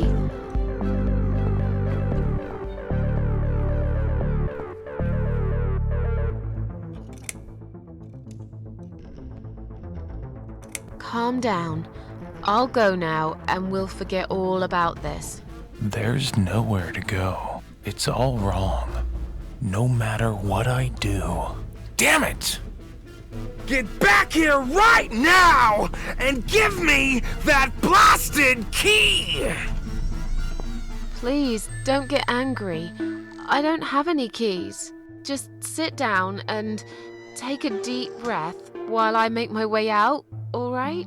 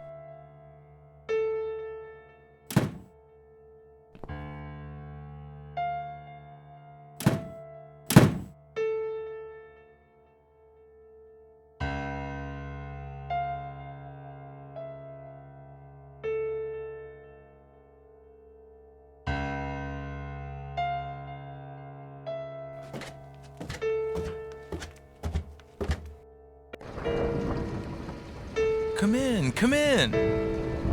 There's no need to be afraid. I don't bite. Come in already. I might need your help with something.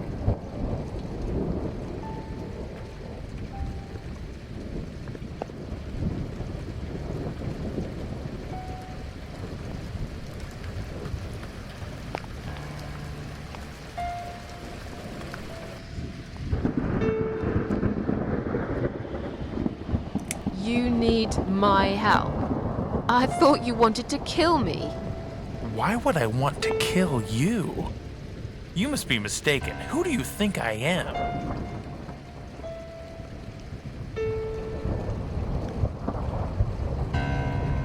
man who paints on walls with blood? Blood? It was just red paint. What made you think it was blood? That's crazy. Oh, forget it. This is all just a dream, right? It's funny that you would say that. I've already heard that somewhere today. But if this is a dream, I've been asleep for a very long time.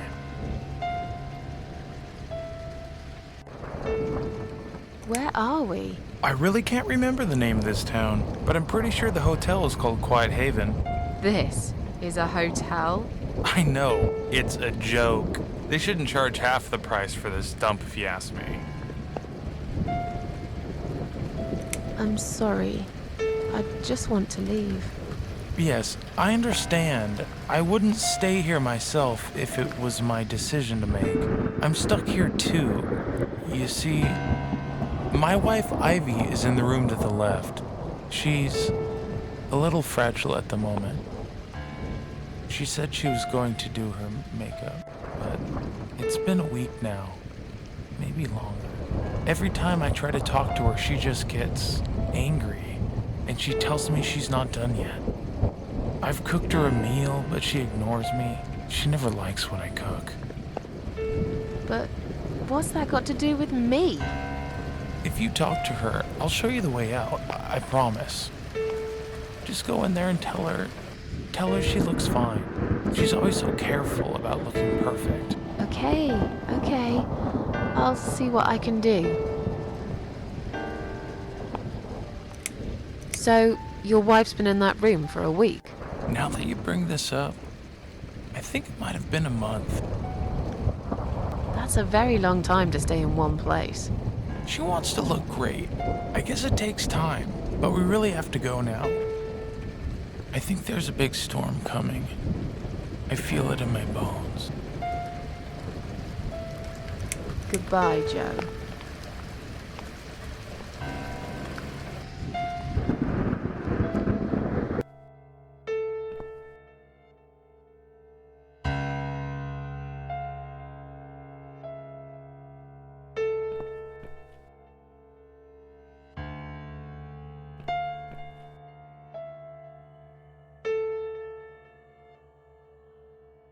Hello?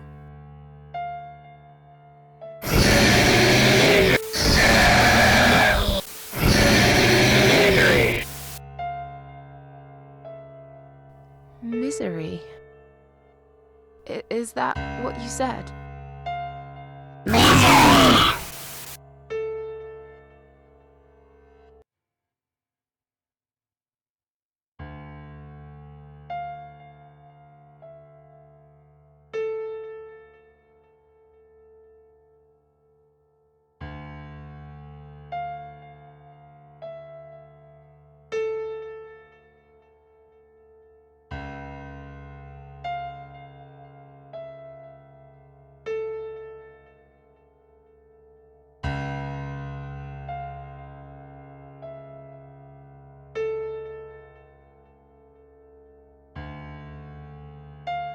Hello?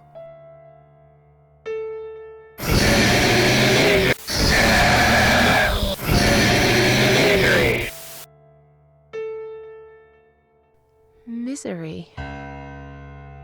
Is that what you said?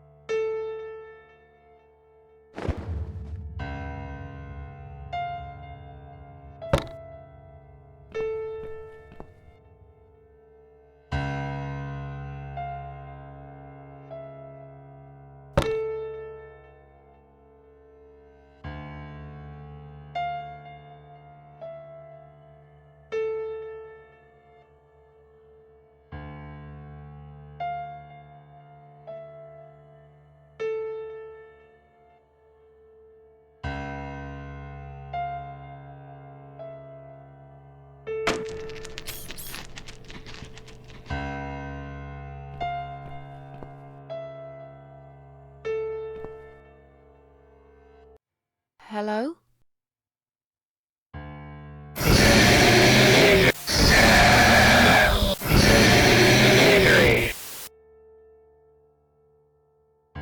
Misery. Is that what you said?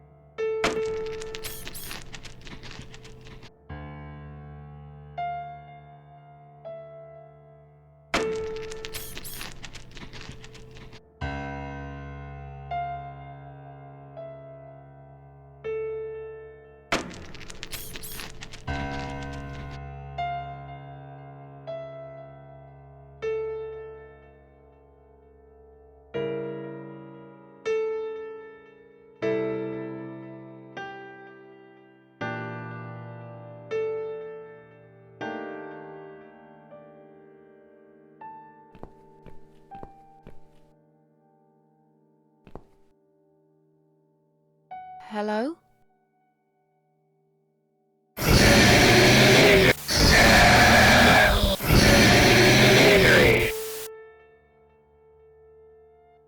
Misery. Is that what you said?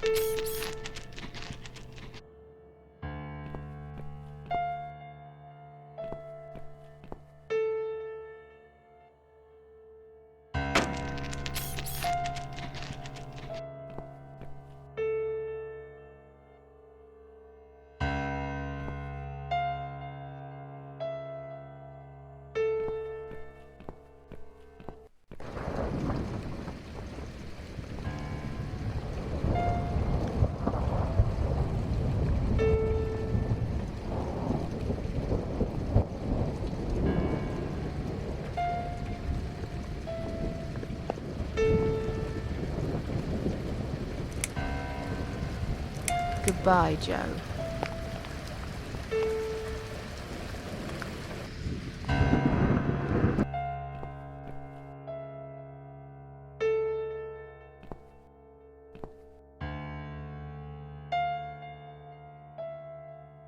Hello?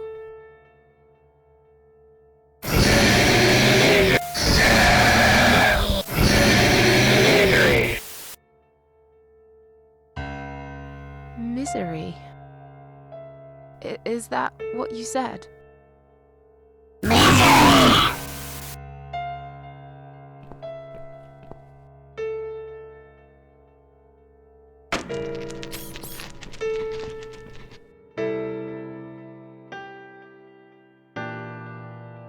Hello?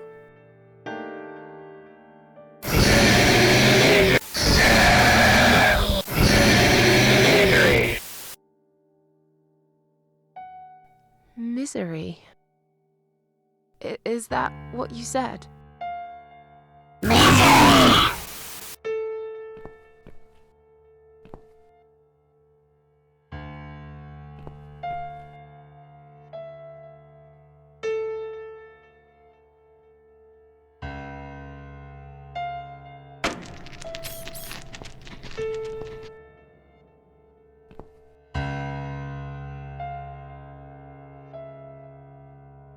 Hello?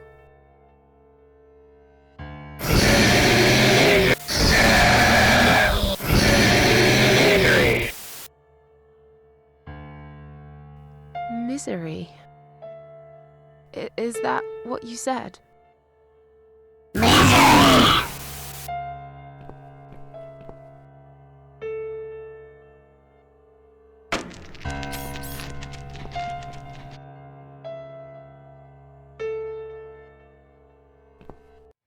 Hello?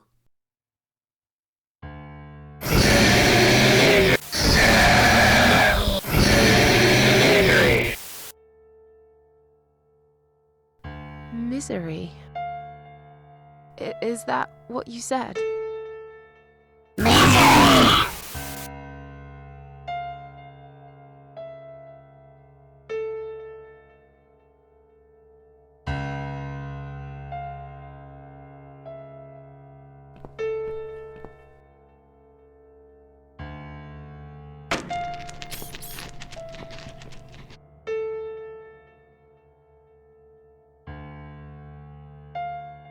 Hello?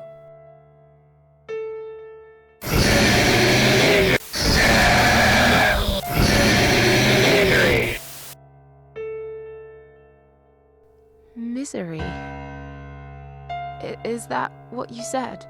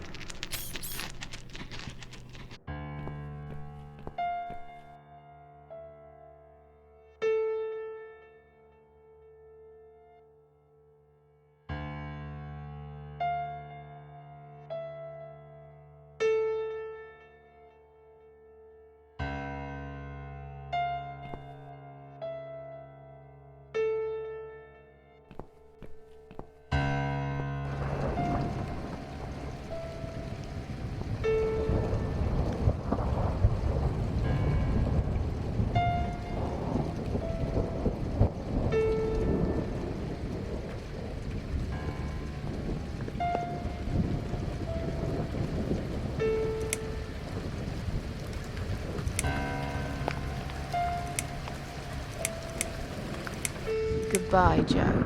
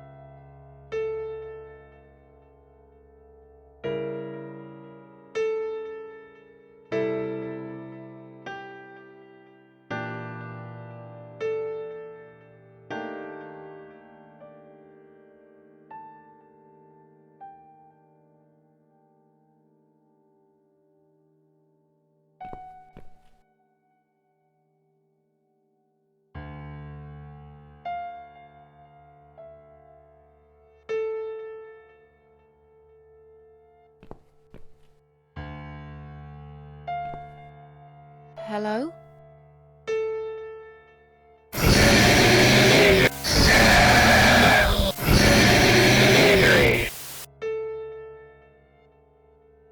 Misery. Is that what you said?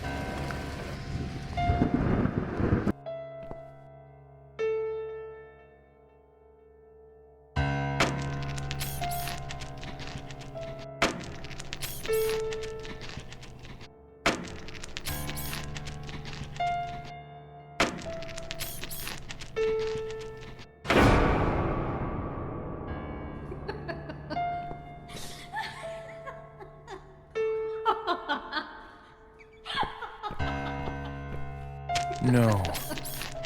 No. No. No! This isn't Ivy! This isn't my wife! It's the monster. It followed me here. It always follows me. No matter what I do. Look, I'm sorry. You must kill it. What? Why me? You still got that power lead, haven't you? The one you stole from me? How do you even know about it? You must use it to kill her. To strangle her. You're out of your mind. Do it. Strangle the goddamn creature so it never follows me again, or I'll shoot you right here, right now!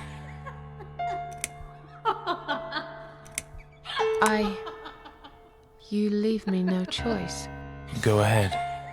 Wrap it round her neck and pull it tight. Yes.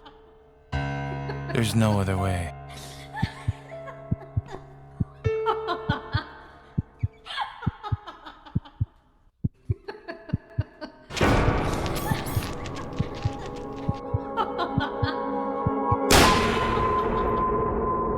Stop it! What the hell's gotten into you, Mrs. A?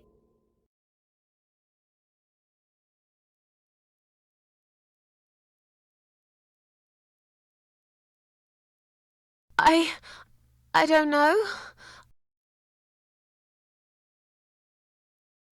Did you just try to strangle me? No. Oh, God, no. I would never do that, Mitzi. I guess I must have panicked. I thought you were someone else. Look, I was gone for less than 1 minute. Really?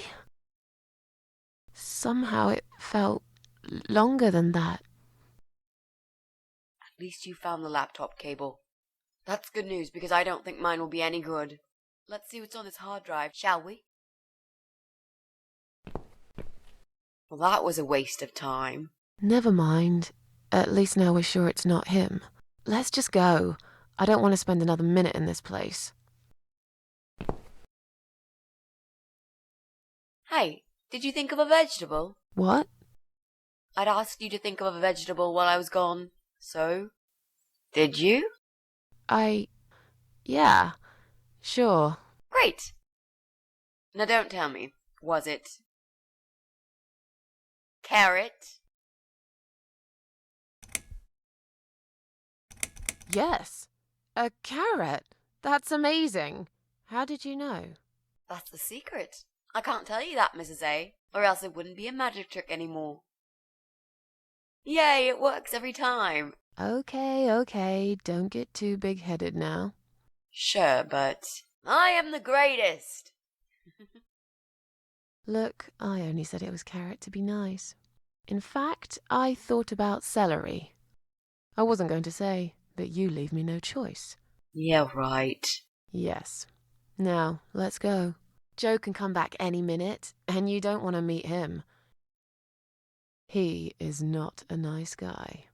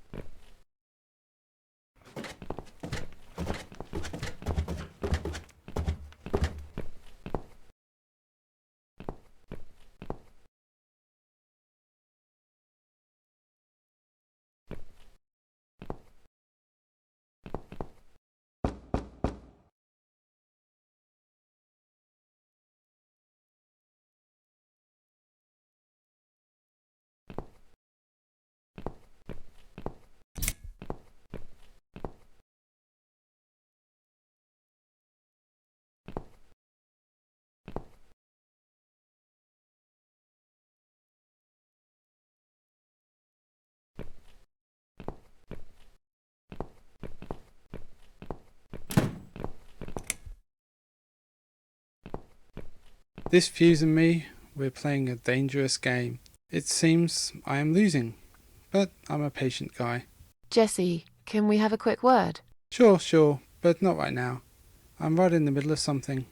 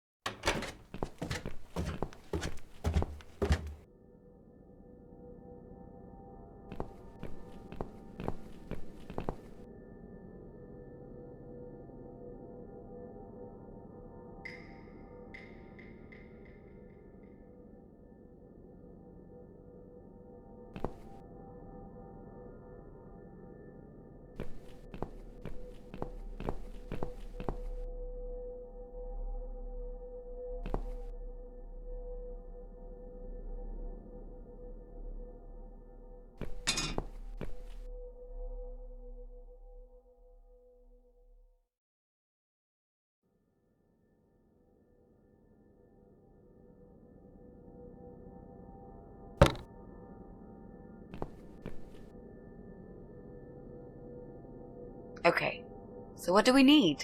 Well, basically, we need 3 things. Red paint. We've got it already.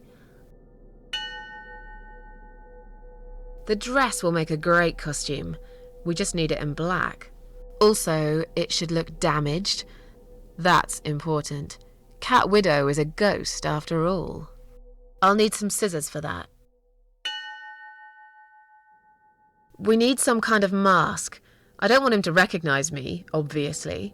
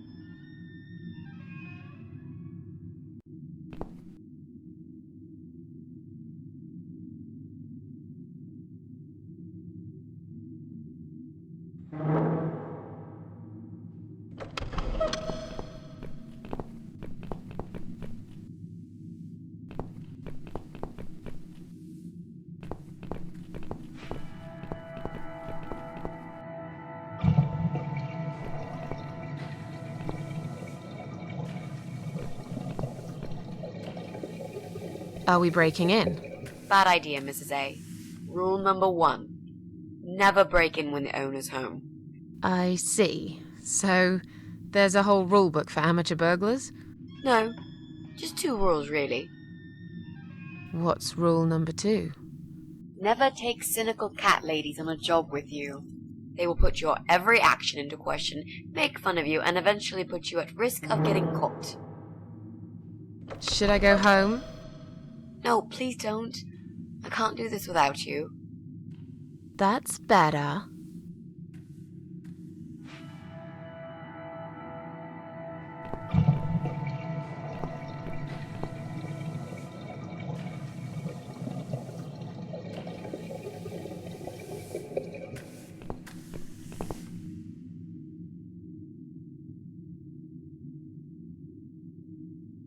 So, what next? Maybe we can find some clues in the mail? There's a mailbox in the hall.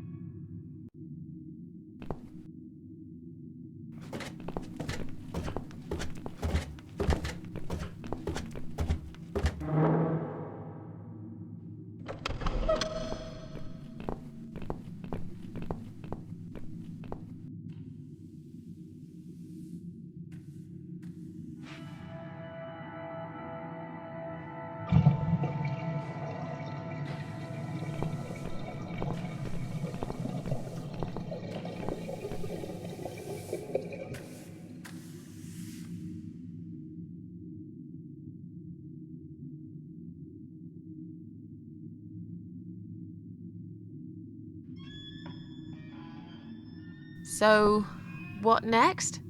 Maybe we can find some clues in the mail? There's a mailbox in the hall.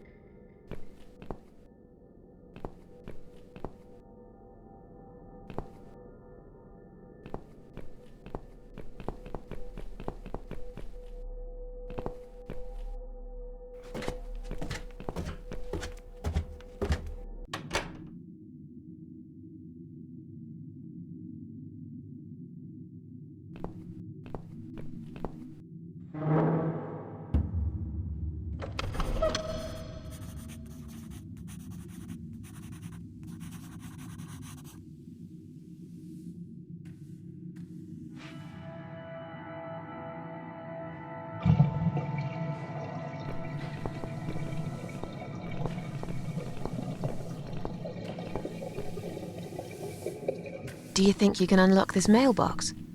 I think I can most certainly unlock this mailbox. Then do it quickly. Someone can come in any minute. A little room for the master locksmith.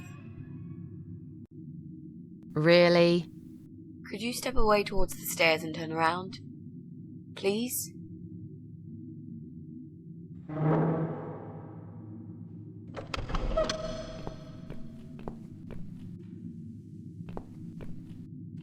Master criminal, if anything.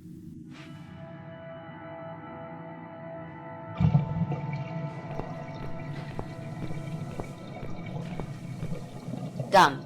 Here's all the mail. Hide it in your pockets and let's get out of here. It was mostly junk mail and leaflets. I threw those away.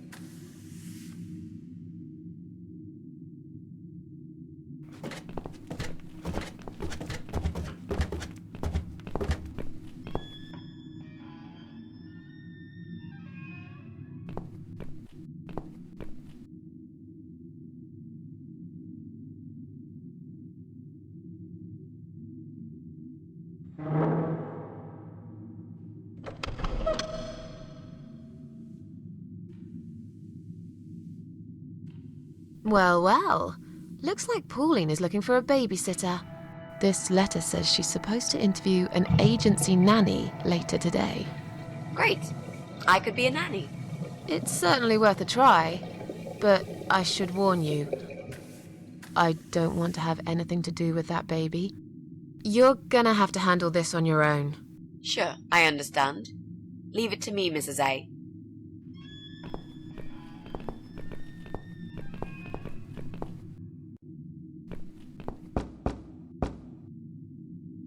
Coming!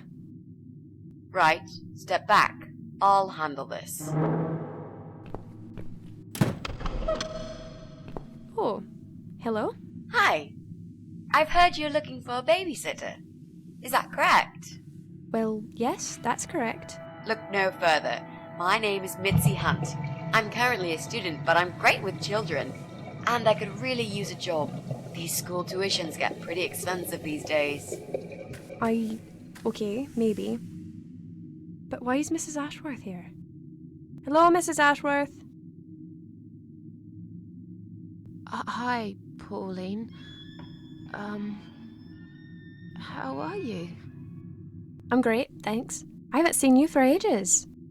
Are you here to apply for a job as well? No, of course not.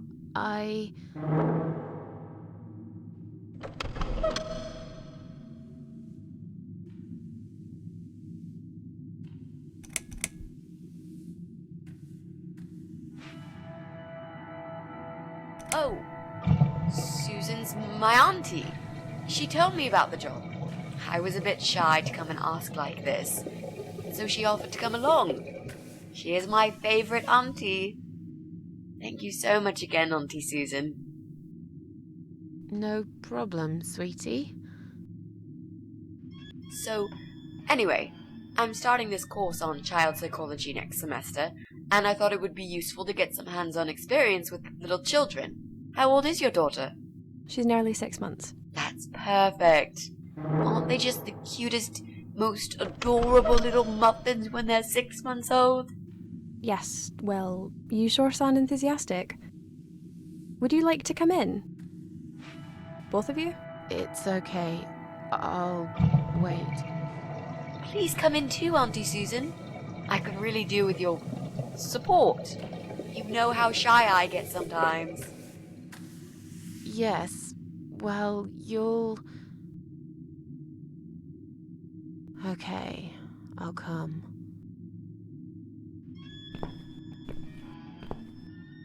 You owe me. We need to work together on this. I'll do the talking, I promise. Fine. Just don't overdo it. It's too late for that, Mrs. A.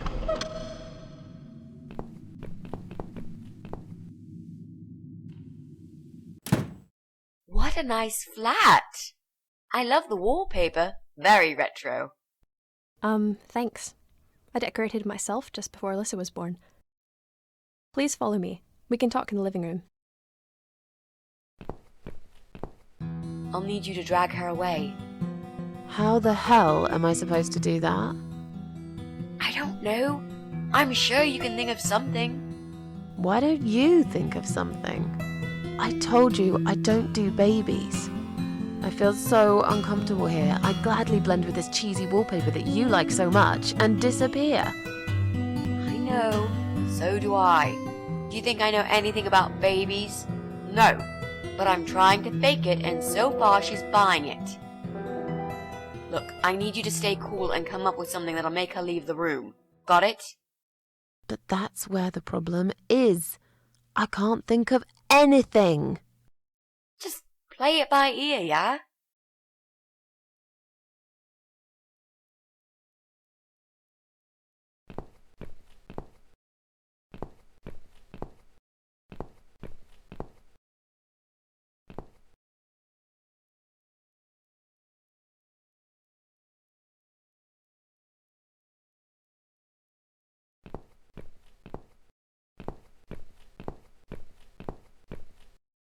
I should let you know from the start that looking after a toddler is not an easy task. They're just beginning to crawl, they're very curious, and sometimes they can cry for no apparent reason. And my Alyssa, well, she is a very noisy child. Did you have any previous experience with children?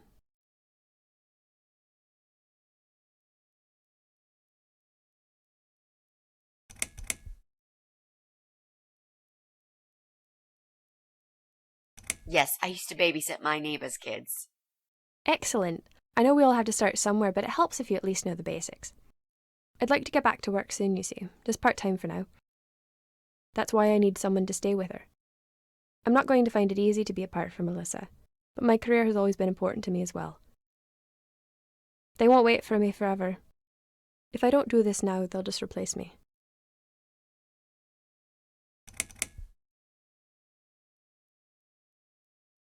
Where's Alyssa's dad?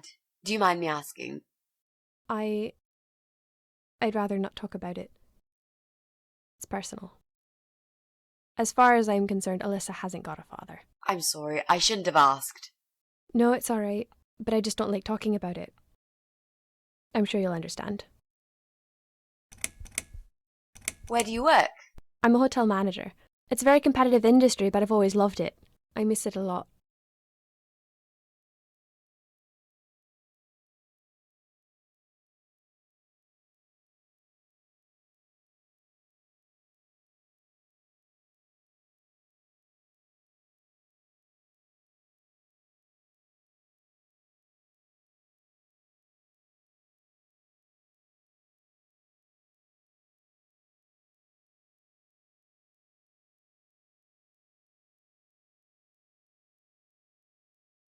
There just isn't enough support for working parents.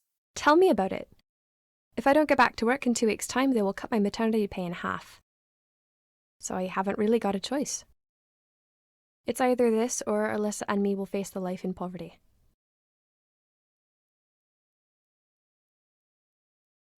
I have a great connection with kids. I'm sure I can manage with Alyssa. Okay, I don't doubt that.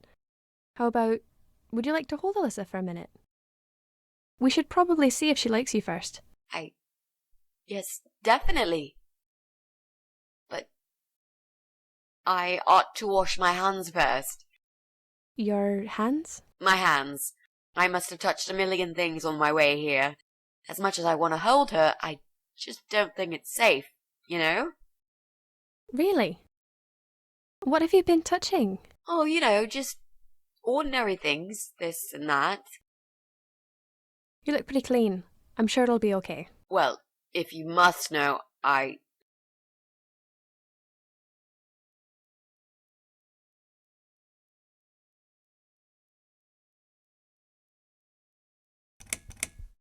stroked a filthy-looking dog.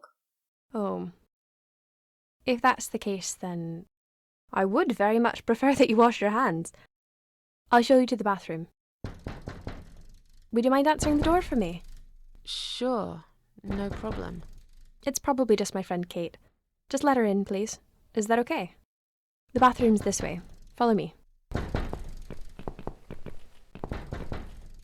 Your turn, Mrs. A. Seriously. Do something.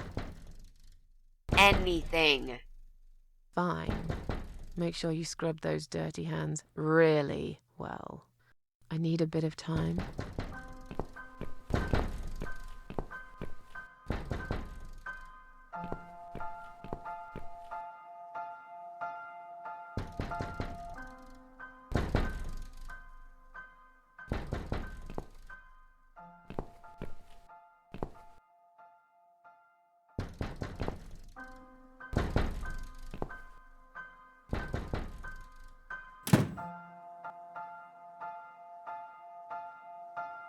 Hello? Hello? Are you Kate? I've been sent by the agency. My name is Rita Tickle. May I come in, please? Agency? What agency? The Happy Nanny Babysitters Agency, of course. We bring fun and professionalism into childminding at a discount price. May I come in, please? Wait, just hang on a second. I believe we have an appointment. It was confirmed by post. Didn't you get a letter? Hang on, I said.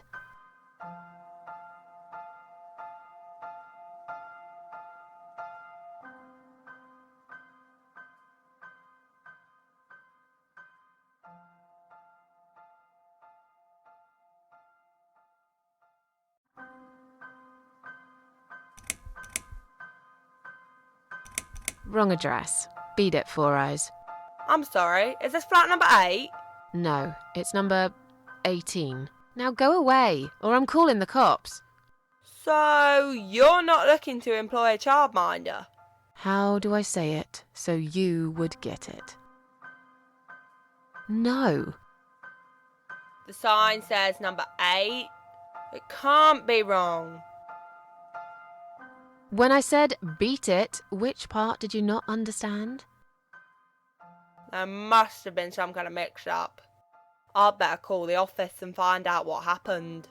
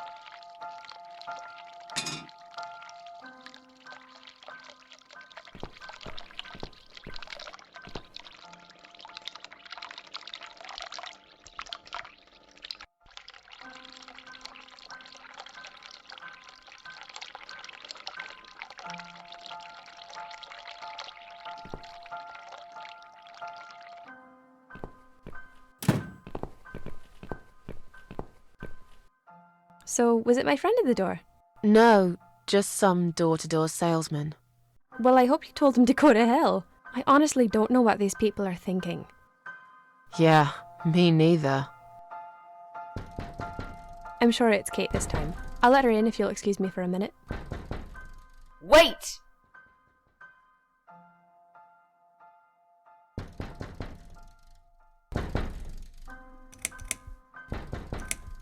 I think I've got something in my eye.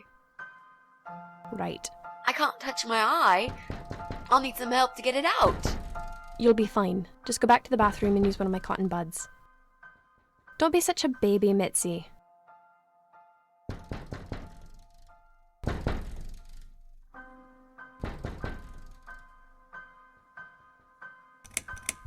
I'm feeling really sick all of a sudden. Oh. Do you think you're actually going to throw up? Yes, definitely. Oh, yes.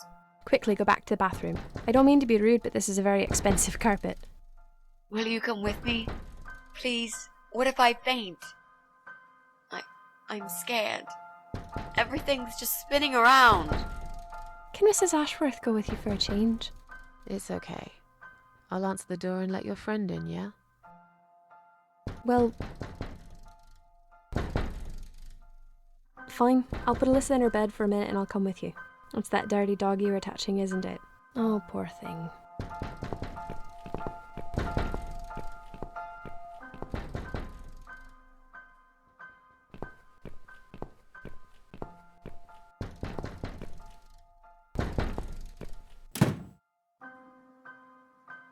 It's you? Again? Hello. Is this flat number 8? My name is Rita Tickle, from the Happy Nanny Agency. May I come in, please?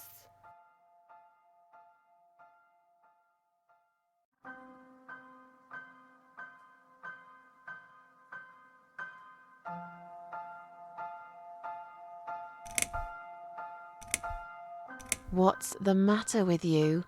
I've told you to go away. You are looking for a nanny, yeah? And you are looking for a beating, yes? I have 10 years experience and training in child discipline techniques and behavioural psychology. Also, I am known for good personal hygiene, strong work ethics, and I only take one break every 5 hours. Just to use the restroom. Wow, I really didn't want to know that. Now, leave me alone. I'm busy. You don't need a nanny? For 100th time, no. I've sold my baby for organ transplants. What? You're an evil person. You'll go to hell for doing that to your baby. Yeah, I've already been to hell. They don't want me there.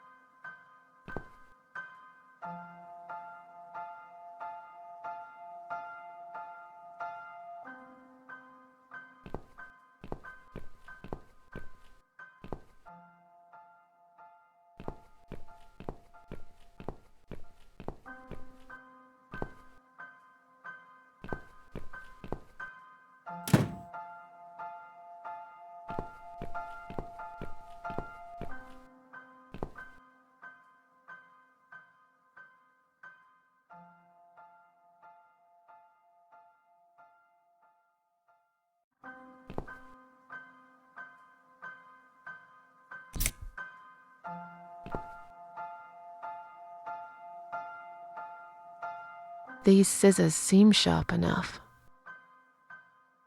Let's create some diversion. I hope this is what Mitzi had in mind.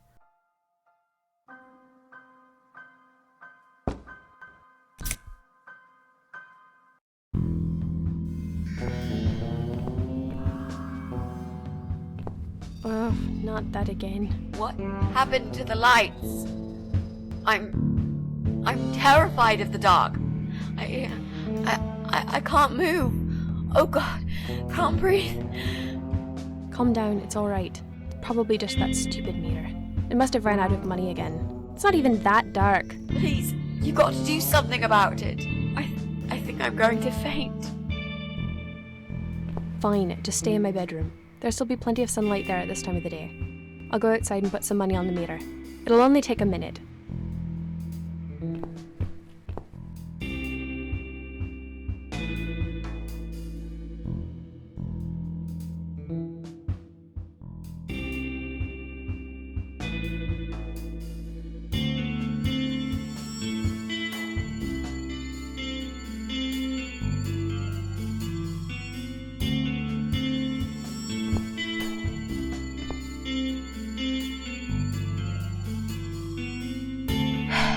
Right. Let's do it. Is that you, Mrs. Ashworth? What happened? No idea. Maybe it's a blackout, like in the old days. It's probably just the meter. Let me see.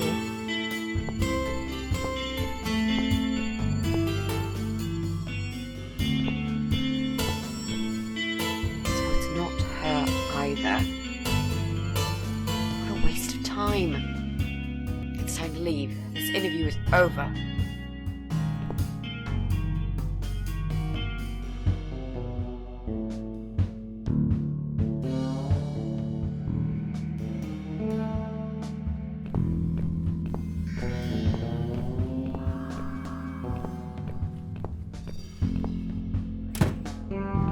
I don't get it.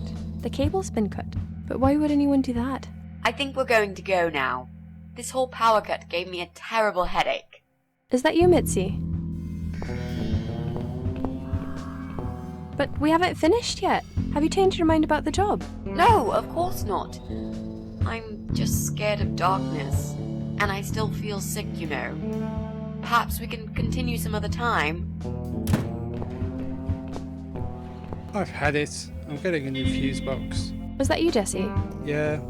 How are you doing, Pauline? Well, we need the power back. Can you do something? Yeah, I can easily fix that. There's an electrical store that's open till late. I'll get some stuff and I'll be back before you know it. Bear in mind it's not just the fuse box, it's the cable this time. I'll get a new cable too, don't worry. But in the meantime, go home, find some candles and chill, yeah? Thanks, Jesse. That's awfully nice of you. Well, it was great seeing you, but we're going to leave now. Hello. Who's that? My name is Rita Tickle.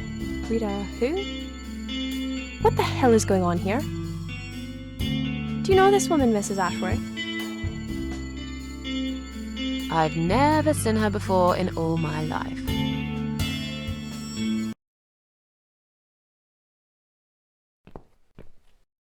Now she'll think we are absolutely crazy. I wouldn't worry too much. You're not exactly the most popular neighbor in the house, anyway. Thanks. What? You don't actually care what those idiots think, do you? No, of course not. It's just that Pauline seems all right. I'm not too proud of causing her all this trouble. It'll get fixed soon. Look, Jesse's gone out. We can now get inside flat 7 and see what he's been up to. Okay, yeah, that sounds good. We can also cross Pauline off the list. I've searched through her internet history, and needless to say, there's nothing exciting there.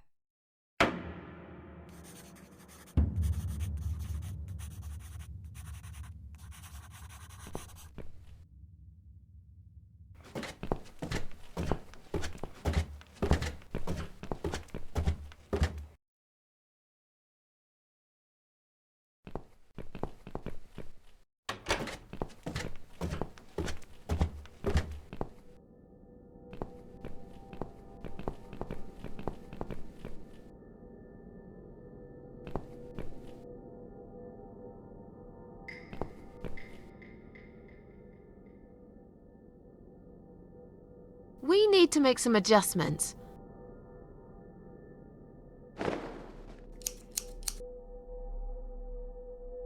Now this is a dress worthy of the cat widow. Why don't you admit it was too small for you? Ha ha, bloody ha. Why don't you just shut up? Whoever wore this dress probably hadn't eaten in years. You'd struggle to get a skeleton into it. Okay, so what do we need? Well, basically, we need 3 things. Red paint, we've got it already. The costume's complete. Yep, we're nearly ready. We need some kind of mask. I don't want him to recognize me, obviously.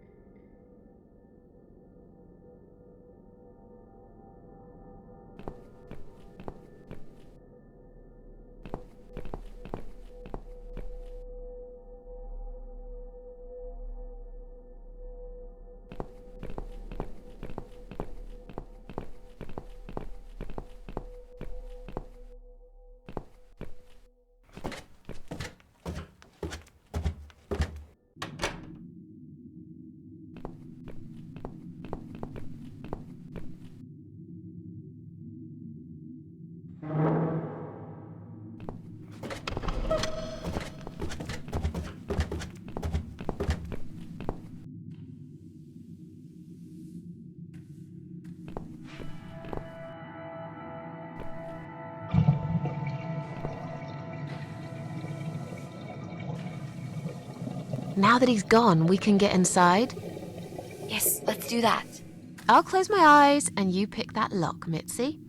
Okay, but no peeking. I'd never. You've really hurt my feelings now. Yeah. Now close them. There. Job done. Jesus, are these... Relax, Mrs. A. They're just Halloween masks. Oh, good. That's good. Because I swear, if I see another bloody head...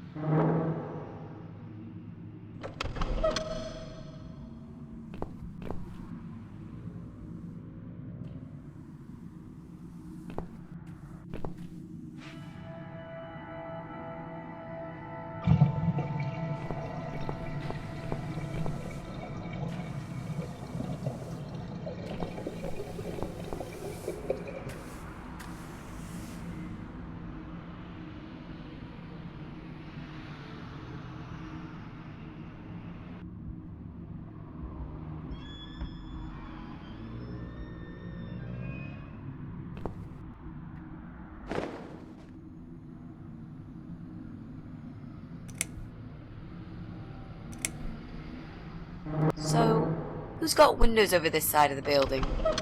Well, Joe Davis lives right below. I guess we could also check one flat below Joe's. I just hope the cable's long enough. Let's find out, shall we?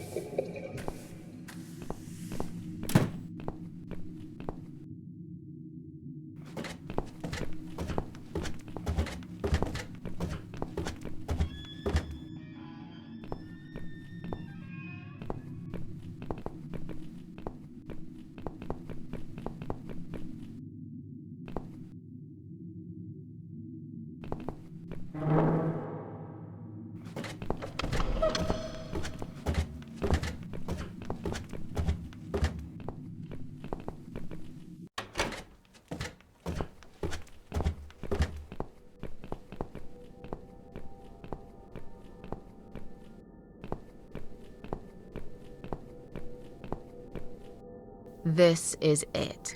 We've got all we need. Great! Are you going to tell me about the cat widow now? Yes, it's story time, Mitzi.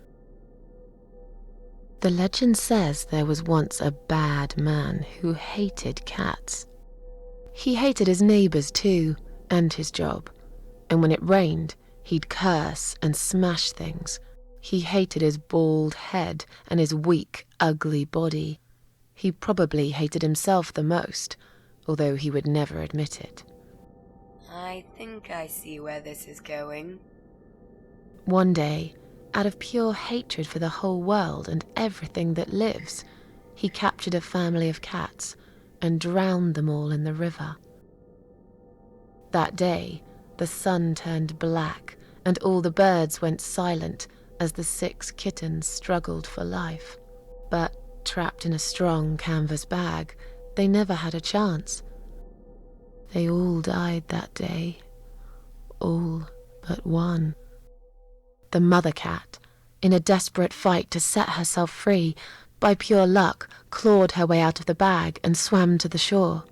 She lost everything that day, her beautiful children and her proud husband. Her heart crashed into pieces as she watched their limp dead bodies stolen by the current. Running after them, she followed them for days, for as long as she could. Then, eventually, she lost sight of them. She stayed on the bank of the river for a while. The world stopped turning for her, her eyes empty and blind. And then, one day, she slowly slid down the bank and into the cold, dark water. She gave in to it. She let the river take her away too, cover her mouth, her ears, her eyes. But as the water filled her lungs, and she started slipping into darkness, there was another strange feeling that burst in her mind like a ball of flames. Anger, rage even. Her last craving, before she drowned, was for revenge, for blood. And so she returned, reborn and changed, a cat widow, veiled in black, mistress of the cats. Her body of a young woman, but her eyes of a cat, and her face, white, rotten, face of a corpse. Those who saw it rarely lived to tell the tale. She would get her revenge on all cat killers and cat torturers, but there was someone she had to see first, someone special, someone she really hated the most.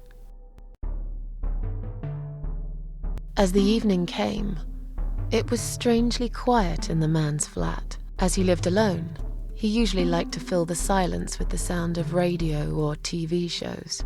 But that night, he switched them all off, feeling anxious and tired after work.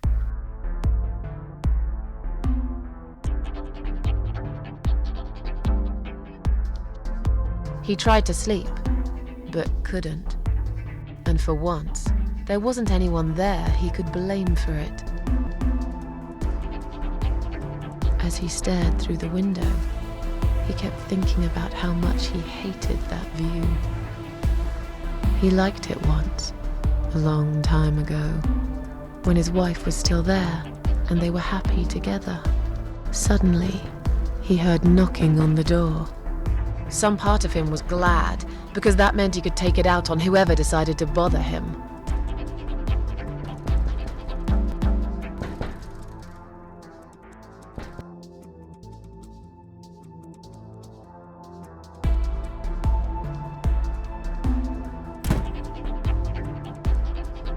There was nobody there. He almost felt disappointed. But before he turned to walk away, he suddenly noticed something down the hall.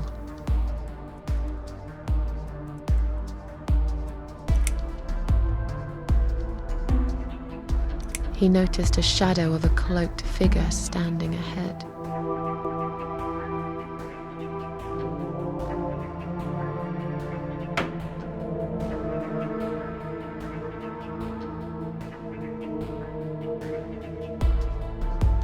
He stopped again.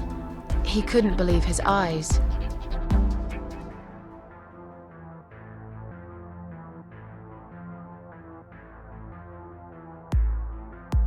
Someone wrote "Cat Killer" on his door.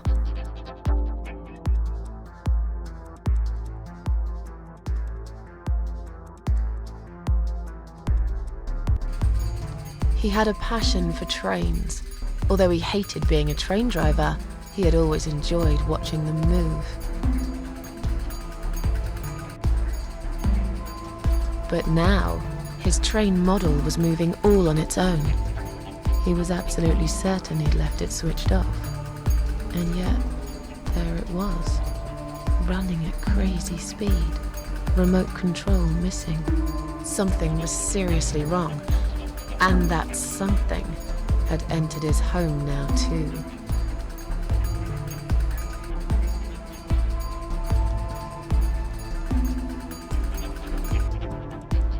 He hoped he was just imagining things, tired as he was.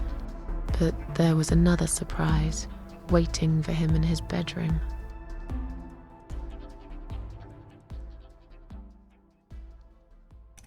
"Cat Widow is here," was written all over the wall.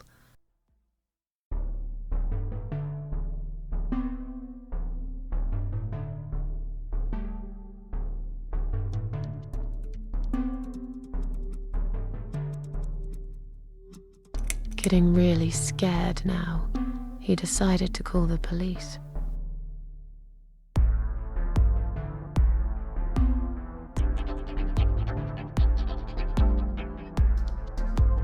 His phone was of no use. The SIM card had been removed, and that wasn't even the worst part. There was a photo of a black cat set as screensaver. He remembered this cat. He'd watched that strange pest control man put it in a cage and into his van. He'd looked at it through the window for a while, then pulled the curtains and went to bed.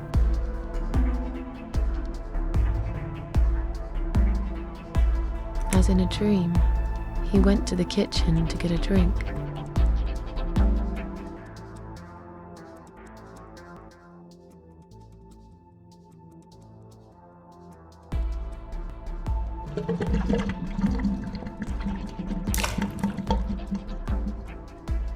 There was no water. He knew there were valves in the basement that turn it off, but no one's been down there for years. He felt sick. None of this made any sense. And yet, deep down, he knew what he did to the cats was wrong. There was a part of him that almost wanted to be punished. The part he tried so hard to hide. He thought he'd heard something in the corridor. Was there someone there with him?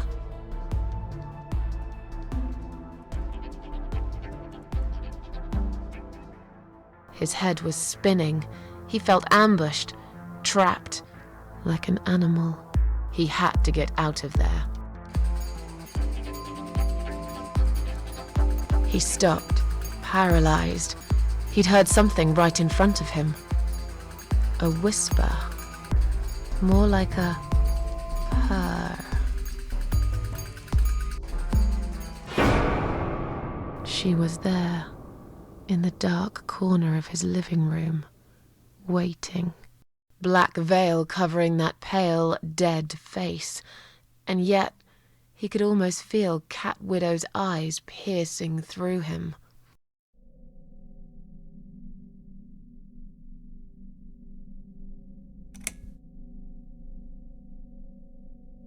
She came closer, like a ghost, and swiftly removed the veil.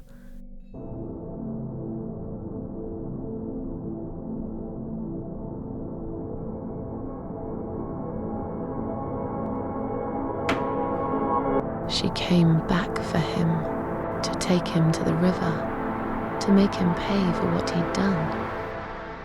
As he looked into her eyes, he could feel the world spinning around him, his knees go weak, his pants suddenly wet around his crotch. As much as he hated life, he didn't want to die either. Inside, he was just a big, stinking coward. And then he fainted.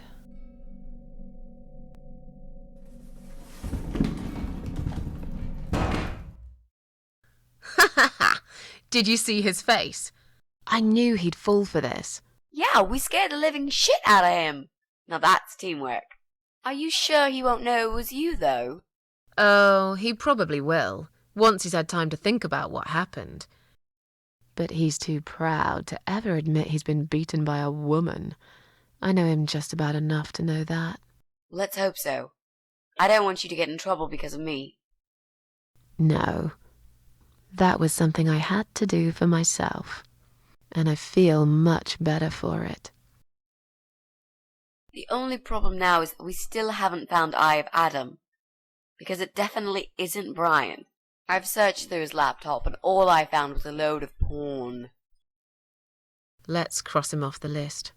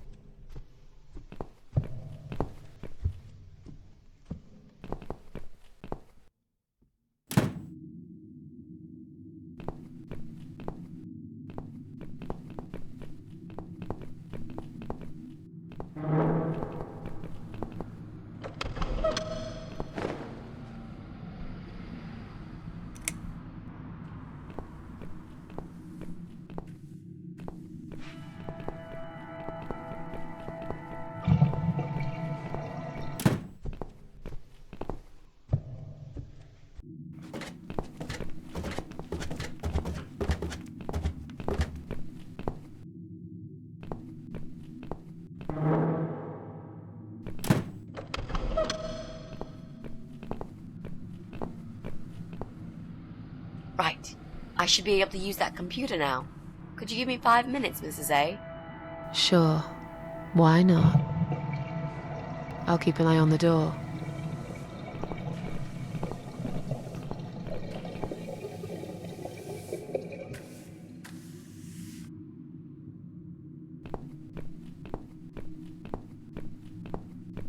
It's not him either. God damn it!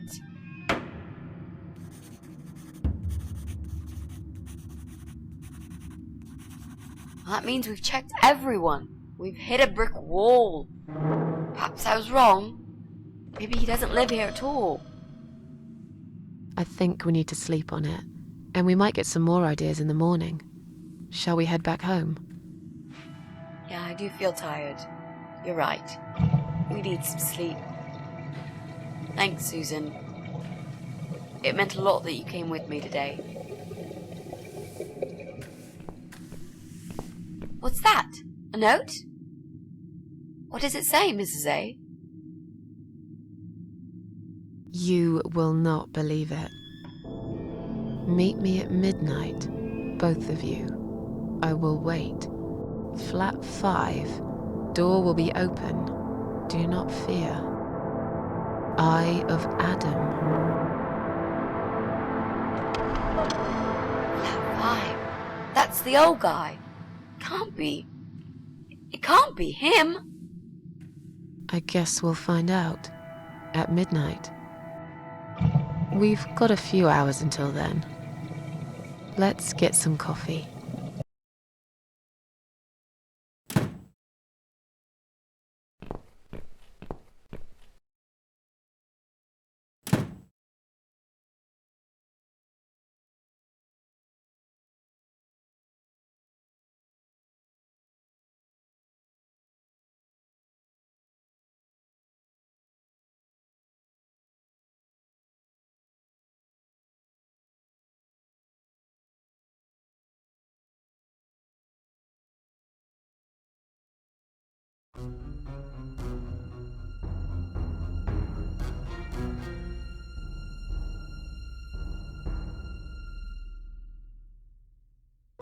It's just you and me, my love.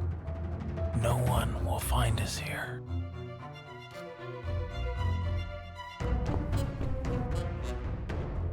Stop worrying, Ivy. It will be all right. I will always love you. You know that. I'm gonna make you all better.